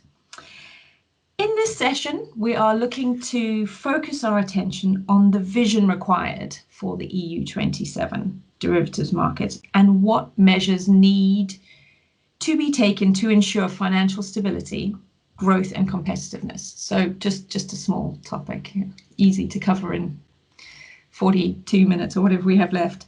Firstly, I'd like to introduce my esteemed panel. We have Ondřej Kovařík, who's a member of European Parliament and has been since July 2019. Antoine Kremer, who's the head of European Affairs of the ABBL, which is the Luxembourg Bankers Association. Ana Puente, head of unit of the Securities Markets and Financial Instruments legislation for the Spanish Treasury. And Stuart Williams, the president of ICE Futures Europe. Thank you all very much for joining. And I'm going to start by asking a question of our policymakers. Namely, does the EU 27 have a clear long-term vision for derivatives markets? Ondřej, can I start with you on this one to share your thoughts with us, and then Anna, I'll hand over to you. Yes, thank you, Christina. I first hope that everything's working fine. You can see me and hear me well. And I would like to thank for the invitation and for organizing this panel, and for starting with such a simple and easy question about long-term vision. I think it's really about sort of a perception of how you see how you define clear and long-term. But what has to be said that I think if you look at some years back. On the economic crisis, 2008 and 9, and the initiatives that were taken based on the development there. I think the EU was basically part of the global G20 efforts of organizing the markets and proposing a regulation that would definitely make markets, including their derivatives markets, safer for all participants. And there's a number of regulations that were put forward. I think we will discuss some of them more in detail later in this panel.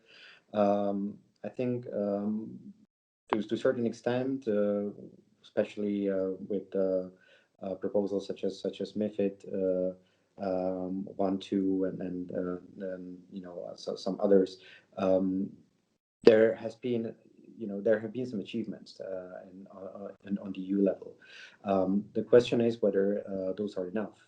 And then especially in the last decade, we saw also the broader capital markets union initiatives taking place, which I think to all of us were sort of maybe not ambitious enough, maybe a little bit of disappointment what has not been achieved through it, and I think if we look at this particular mandate of the Commission, of the new Parliament, we have an additional action plan on the capital markets union, and I think this is a broader part of the equation when we talk about long-term vision of capital markets. And above that, then we have to also see some maybe long-term horizontal policies that the EU will have to, whether we want or not. We have to sort of internalize them into our decision making. It's definitely, it has been also mentioned by the previous panel, the impact and the consequences of Brexit. We have to now work on a platform of EU 27. That's an important issue. The other issues are horizontal policies. We'll have the EU is wants to be very strong in digitalization. It wants to be very strong in sustainable finance, for instance. And I think all these issues are also sort of taken into account through the CMU 2.0. So I think those would be let's say the framework principles for in my view, long-term vision, and along lines of these principles, I think we should sort of move forward. Obviously, when we go and discuss detailed proposals and particular proposals for regulations or the existing regulations and the reviews, we may end up in very technical and detailed questions. But I think if you ask about long-term vision, I would see these guiding principles as the cornerstone of it. Thank you very much. Anna, can I hand over to you? Yeah, thank you. Thank you very much. I would like to thank FESE for the invitation to the Spanish Treasury to participate in this panel and in this webinar. I'm very glad to be here. Regarding the question, and maybe as a complement of what Mr. Kovařík has said, if we take a look to the Council conclusions of the last 5th of December on the new strategy for deepening the capital markets union, we don't see a reference to derivative markets. We talk about SMEs, we talk about how to improve financing to SMEs. We pay attention to retail investors and how to engage them and how to improve the involvement of retail investors in capital markets union. We talk about sustainability, digitalization, but we don't talk about derivative markets. First of all, I don't think that this means that derivative markets are not important. It's not that case. It's not that the reason why we don't talk about that. Maybe the reason why they are not in that council conclusions and they are not in the main policy initiatives, so in the main policy priorities, is that derivative markets from the last years are working and functioning properly. There are no problems for financial stability. They are complying with the key role they play in the economy. So there are not great problems. We have other problems. We have to pay attention to them. But it does not mean that derivative markets are not important, and we regulators should pay attention to specific questions and the general regulatory framework related to them. Thank you, Anna. I appreciate that point and you being so succinct. One element we would like to touch on is looking at how the EU 27 needs to look to the future. And how can we improve EU exchange derivatives markets for the benefit of end investors? Will the MiFID non-discriminatory access provisions, for instance, help to deliver this? Stuart, I wonder if you would be kind enough to take this. Yeah, thank you, Christina, and very happy to do so. And just to add my thanks to the opportunity to participate, and good morning to everybody. You know, markets from our perspective work best in an environment where market-led innovation is not just tolerated, but encouraged. And where the global nature of our customers, our markets, our networks, and indeed our competitors is recognized and embraced. You know, I'd make the point that even small regional players benefit from accessing global liquidity. So the aspiration, as we're talking about what the future strategy for the EU should be global and not simply regional. Now, non-discriminatory access, as it's called, suffers from a number of technical issues that apply to ETDs that don't apply to cash equity markets or to OTC derivatives. But I'm not going to go through all of those in detail at risk of putting everyone to sleep. I just want to touch on two key issues that relates to non-discriminatory access. The first is that the role that ETDs play as benchmarks, as price references, is critical and will be undermined by fragmenting the markets. The non-discriminatory access provisions will result in fragmented markets, undermining the stability and the liquidity of futures markets, and those fragmented markets will not be to the benefit of the end user. They might be to the benefit of those that sell the bid offer, and that might be where you see some support in the marketplace for that, because of course a fragmented market plays into a market structure where those that sell the bid offer will benefit. But in the ultimate benefit to the end participant, this does not play into that advantage. The second key issue that we see with open access as stipulated, and by the way, for those that aren't familiar with the open access provisions, these provisions would require a clearinghouse to provide access to competitor exchanges and vice versa, with very little acknowledgement of risk or commercial considerations, basically allowing companies to free ride on the investments made, the innovations, and on the intellectual property developed by their competitors. Now, I would point out that exchange-traded derivative markets are highly competitive globally, that Europe up until now, with no need for these provisions, has been an ideal location for exchange groups to innovate and to invest. Historically, this type of access, if you like, was and has been offered on a voluntary and commercial basis, and frankly, this has contributed to Europe's strength in ETD markets. So there's no reason why that shouldn't continue. There's no reason for a market-led approach to innovation, to investment, not to continue. The open access provisions, I would also say, will handicap EU-based operators, allowing less successful competitors to bypass the need to invest, to bypass the need to innovate, and instead take advantage of the efforts made by others who've been more successful at developing new products and rolling out new and innovative solutions for the marketplace. And that ultimately makes the EU a less attractive place for global market operators to innovate and to invest and to house their operations. Now, these provisions made little sense while the UK was within the EU. They make absolutely no sense with the UK outside the EU. And I think the key thing is, as the EU starts to think more about its go-forward strategy for building globally competitive markets in the ETD space, this is a particular area, and these are particular provisions which will not support that aspiration and really does put that at risk. And I think overall, you know, and I've been interested in the views put forward, and I agree with what Ondřej was saying.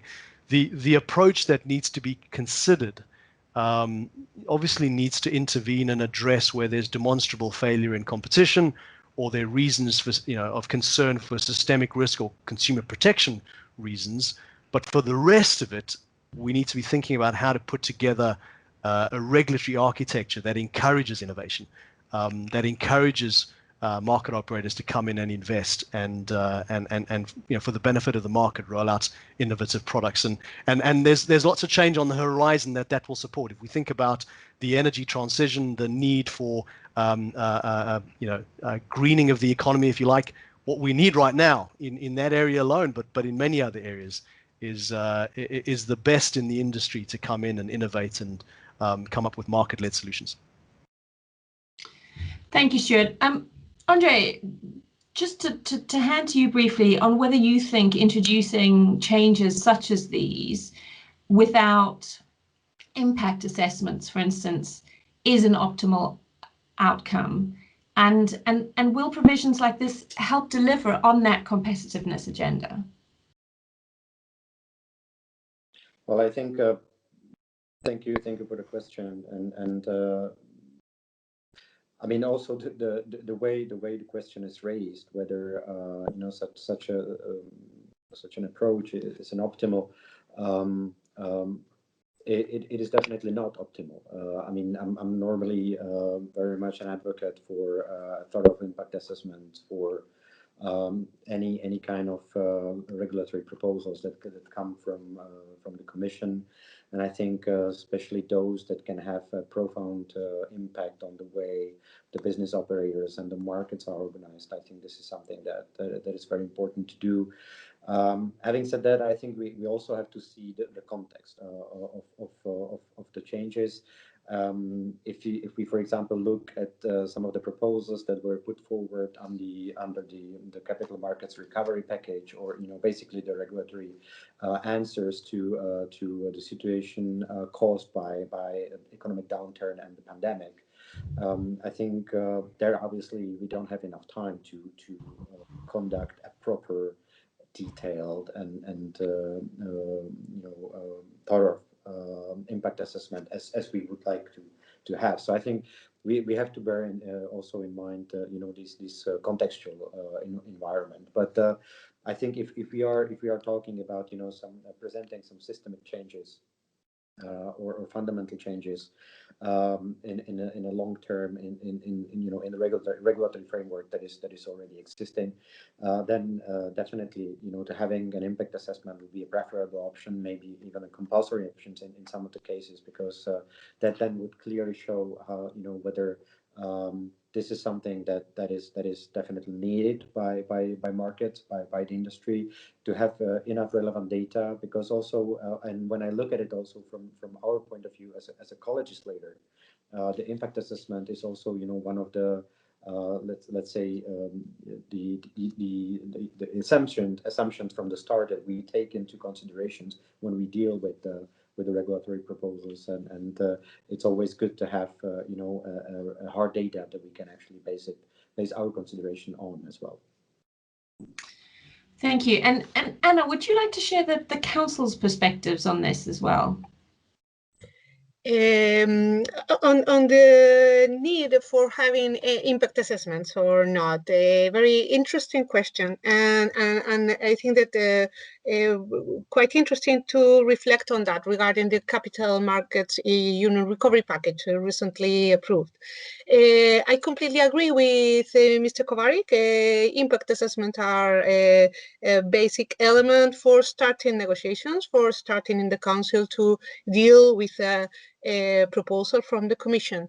But there are times that if there's an urgent need for tackling some issues, we have to balance, to find an equilibrium between waiting 8 months or a year for having a proposal, or acting quickly, taking decisions. Maybe we'll have the opportunity later to elaborate on this, but with the example of the Capital Markets Union Recovery Package, I think we have taken, all the co-legislators, the right decisions. I mean, very specific targeted amendments with a high level of consensus between member states, with the Commission, and also with the European Parliament, to have positive results. Maybe not a great level of ambitious for the amendments or for the changes, but yes, target amendments that can help to move forward our economic recovery. Understood. Thank you. Anton, coming to you, I mean, what is from an industry perspective, what are your initial thoughts? You're still on mute, Anton. It wouldn't be a panel without that statement at least once. Well, happy to have been the one who was on mute.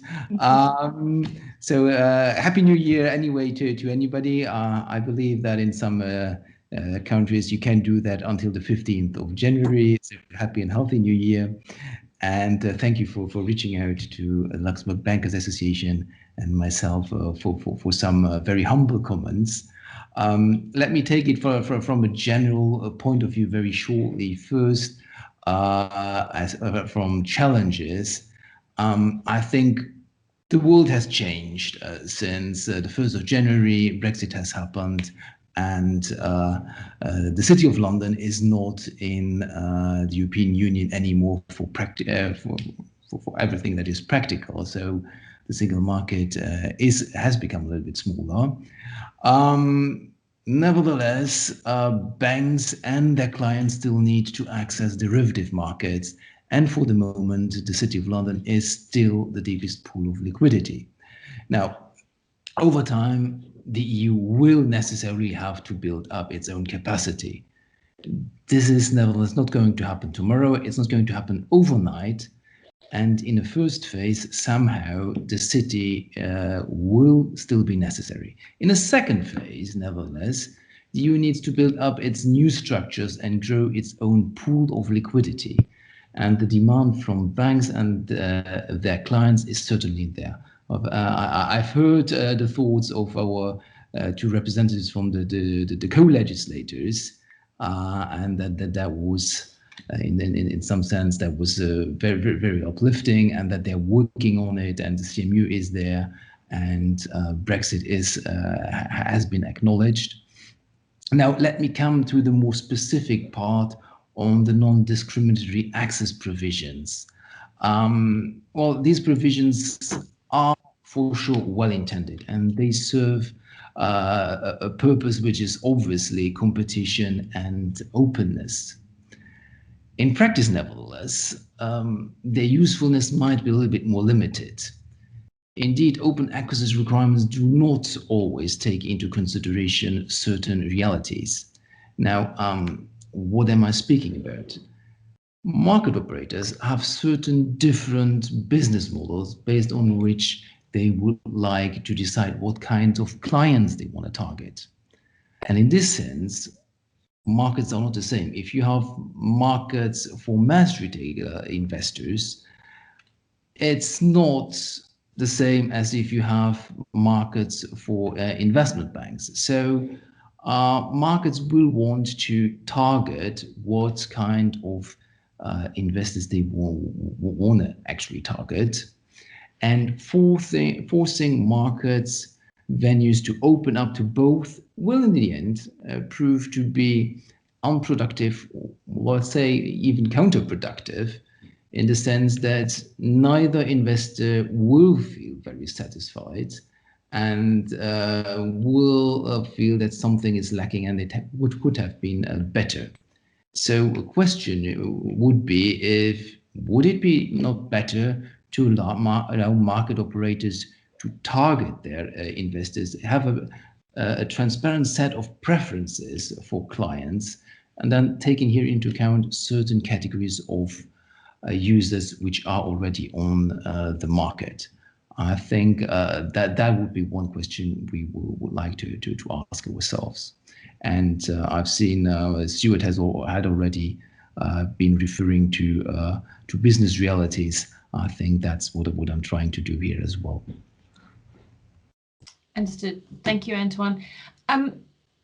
Moving on to the upcoming MiFID II, MiFIR review, what needs to be done? Where do we need to focus our attention? Ondřej, I'll start with you, and then each of the panelists in turn. Thank you, Christina. Well, just to state for the record at this point, I'm not the most or the best placed for the MiFID review compared to the previous panelists from the European Parliament you had here. But I think I would like to make a couple of comments in this regard.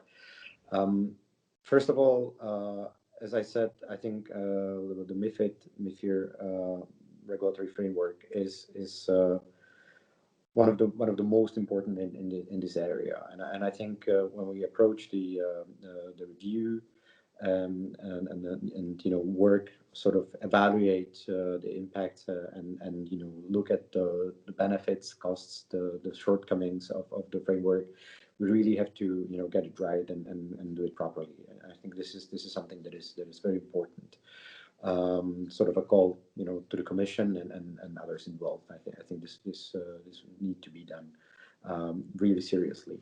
On the upcoming review, I think and it has been mentioned earlier, we already went through an exercise of a quick fix for the MiFID under the Capital Market Recovery Package.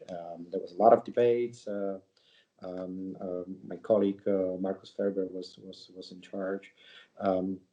And I think already there, based on the European Commission proposal and the debates we had both in the Council and the European Parliament, we can already see, some of the, let's say, avenues of the future review. The Commission was able to identify and then to sort of modify some of the requirements that proved to be burdensome, that proved to be complicating, that proved to be maybe over regulating some of the activities. So I think this is already a good indication how the future review can be conducted. But having said that, and I would come back to what I was saying in the first remark. I think we also have some of the guiding policies that we need to see that will be sort of internalized in a number of regulatory frameworks. And in this regard, it's definitely the question of sustainable finance. The way this was influenced the markets and financial instruments in general. And obviously, and I think it was also part of the digital finance package that the Commission published by the end of September last year. There is also a view of reviewing some of the MiFID II regulatory parts in order to enhance and facilitate and basically reply to the needs of digitalization in the area of financial instruments. So I think those will be, in my view, the key principles. But again, I mean, if we want to get the review properly and right, and this is coming back to your previous question, we really need to analyze thoroughly and in detail the functioning of the current regulatory framework and address the critical issues there. Understood. Thank you. Anna? Yeah, thank you. Once again, if we have a look to the public consultation of the European Commission on the revision of MiFID II, MiFIR, there are not a lot of questions regarding derivatives. We have a look of the discussions on the quick fix. yes, there we had a specific part of the amendments, a specific target to derivative markets and specifically commodity markets. The review of the scope of position limit regime, the review of the ancillary services exemptions and how to calculate the thresholds in order to apply to that exemption or no, and also the hedging exemption, and once again related to the hedging part of commercial groups and the financial activity of that. So I think that we identified, I mean the co-legislators, not only the Council, the Commission, the European Parliament and the European Council, identified the main points to try to, the main points of derivative markets that maybe are more directly related to real economy. And let's see until what extent can we tackle derivative markets in the general MiFiD II, MiFiD review. Once again, there are other main topics, the ones that Mr. Kovařík has highlighted, but also investor protection, retail, access to capital markets union. So apart from open access that we have already mentioned, and maybe other specific and technical issues, let's see how this work is developed by the European Commission and what we have in the proposal, and try to make the most out of this revision. Understood. Stuart, coming back to you, based on Anna and Ondřej's remarks, do you believe that the problems and solutions have been adequately identified? Yeah, so we certainly welcome the changes that the Commission and the co-legislators have made to the position limit regime. That was one of the things that Anna mentioned. The regime that we started off with made it extraordinarily difficult for new markets to develop in the EU, which was, of course, exactly contrary to the overall intention. But that has been resolved, and so we're very grateful for the work of the Commission and the co-legislators on that. We think that's the right outcome. Obviously, it's one that we'll need to continue to monitor over the coming years, but I think we're in a good spot now. I think the other areas that we continue to need to look at, of course, open access. We do need a resolution on that. Pre-trade transparency, it came up in the previous panel as well around the LIS levels. Again, in commodity markets and the specific way that commodity markets function, the current calibration of the pre-trade transparency regime and the LIS levels is really challenging, and I think all of the commodity markets in Europe have struggled with the implementation of those rules. I think we're in a spot right now where it's functioning okay, but I think there is work that still needs to be done on that. Just the way the calibration works has the odd effect that actually creates incentive to take more business off exchange in certain types of markets. So again, contrary to the intention of MiFID. So I think that area does need work. And I think the other area, it kind of goes to the point, Anna, that you were making, and this is a much longer term thing. This is not something that will be fixed in a quick fix. But making the distinction in rulemaking between equities and non-equities means there's a huge amount that sits in that non-equity bucket. And with the best will in the world, defining policy and regulation for something that must include, fixed income, derivatives, commodities, is a real challenge. And so perhaps in the regulatory architecture longer term, thinking more about how to think about the segmentation of rules, or providing greater flexibility in the implementation of the rules so that the needed calibrations for markets can be achieved, which is difficult right now. Thank you, Stuart. Anton, coming to you, what are your thoughts on how we can improve the current regulatory framework? So now I think Stuart has already said quite a number of things. So maybe I'm going to focus on one aspect in particularly, and that is transparency in some parts of derivatives markets. And well, first to start with, Obviously, transparency is valuable and it is important. Obviously, it has been there now. We can say it for ages for equities. Now we look at it now also. We have been looking at it now also for non-equities.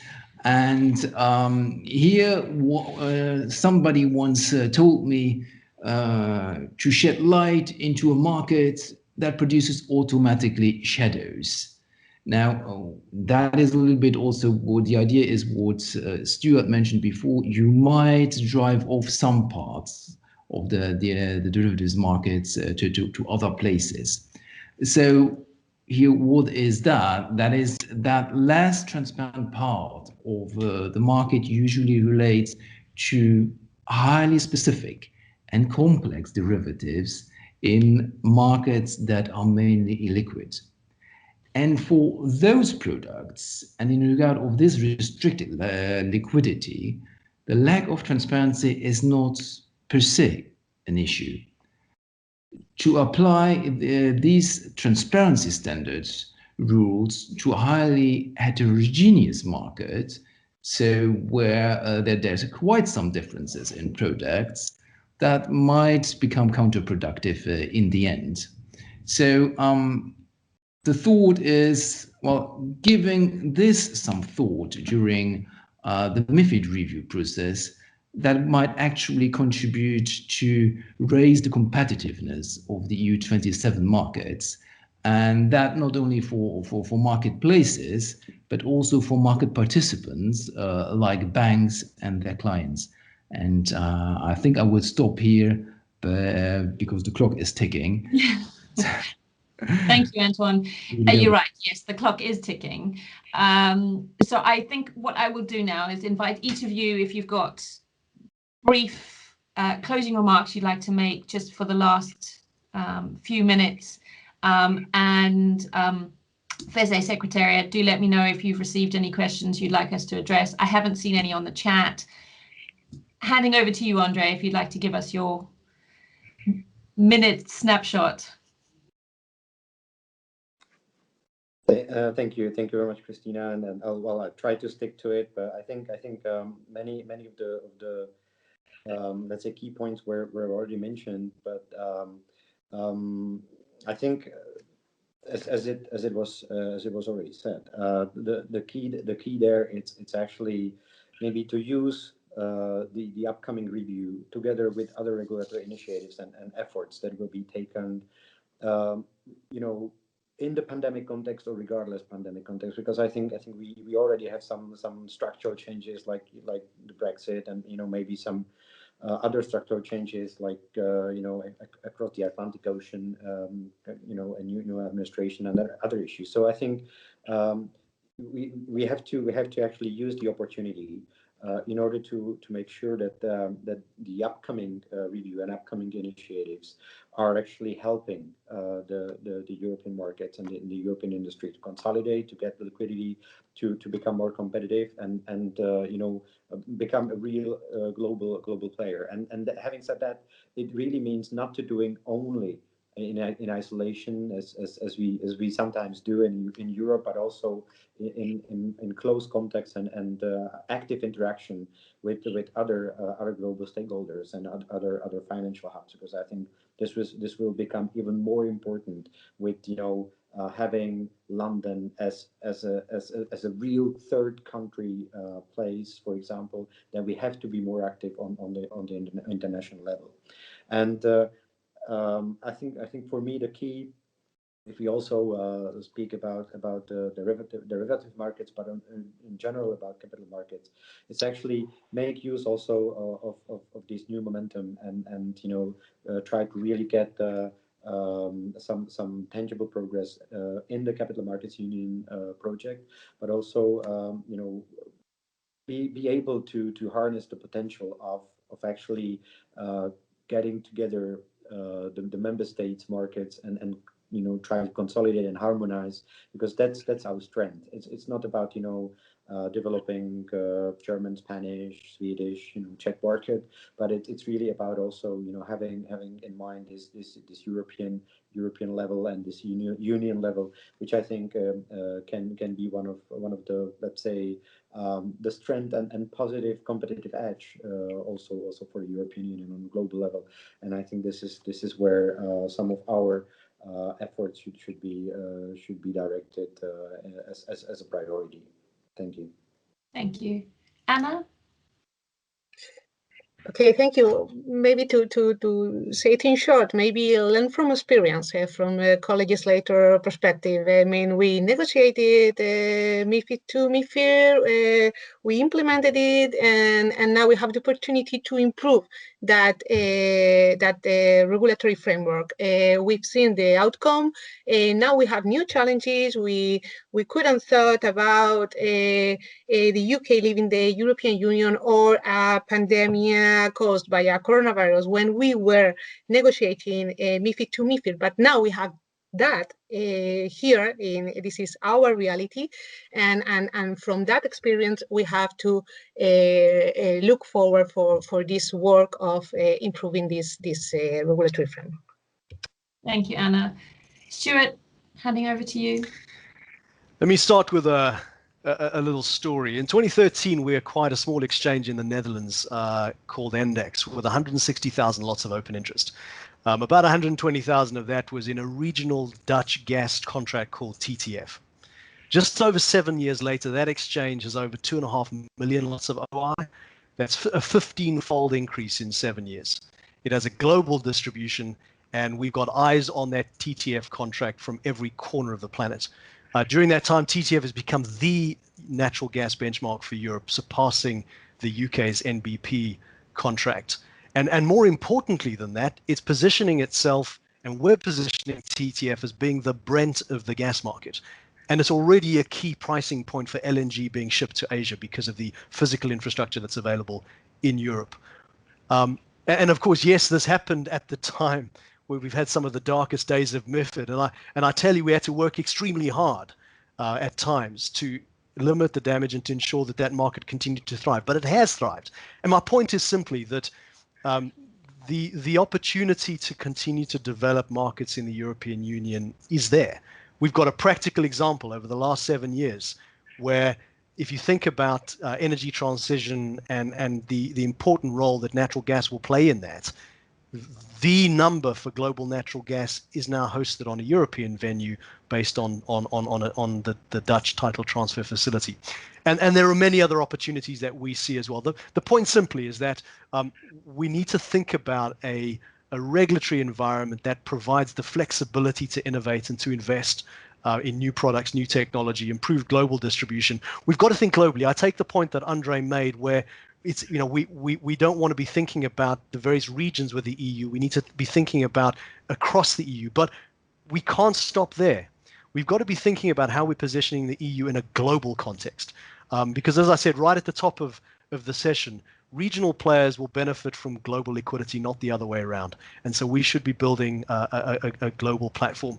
And the value to Europe and to participants right across Europe will be significant if we're able to build that globally aligned regulatory architecture that's thoughtfully and proportionately applied. Thank you, Stuart. Anton, any last thoughts before we close? Yes, well, the disadvantage of being the last one to speak is that many of the things have already been said. So let me just build on what has already been said, and that is, yes, indeed, we have the Capital Markets Union Action Plan. We're launching that again, 2.0. We have Brexit, which is a reality, and we will live with it and build on it. And we want actually to build up deep and liquid markets in the European Union. So all these, you can see it as an opportunity also for MiFID now coming up as a review. Let's take the opportunity and let's take it also if we want to make our markets competitive. That's in a Brexit and in a global context, we need to take it from a business reality perspective as well. I think that would be just one element that needs to fit into the reflection of the month and potentially years to come with MiFID. Thank you. Thank you, Anton, and thank you to all my panelists. I have hugely appreciated your time and your effort. I think our key takeaway is think globally and be pragmatic, listening to each and every one of you. Rainer, I will hand back to you. I haven't seen any questions from my perspective, and I'm not sure we have the time, but... No, thank you very much, Christina. And I have to say a very dynamic and very, very interesting panel. And I'm also very happy that we really were able to devote a lot of time to derivatives, because as you were mentioning in the beginning, that often seems to be a little bit the ignored part in many of the events that were held. Maybe in conclusion to the entire event, I thought this was quite under time pressure, but designed in such a way because 2021 will be a busy year, as this was a very busy webinar. I think we have to address various geopolitical challenges. We need to enable companies after the pandemic to get the equity that they need. We need to empower investors to invest in long-term sustainable manner. And I think we need a market structure that works both for equity, for bonds, and for derivatives. And I think this is a huge task ahead for all of us. So I think it was very good that on the 14th of January, we were able to set a bit the scene for the lots of work we have to do in the course of 2021. So thank you very much to all the panelists. Thank you very much to all the participants.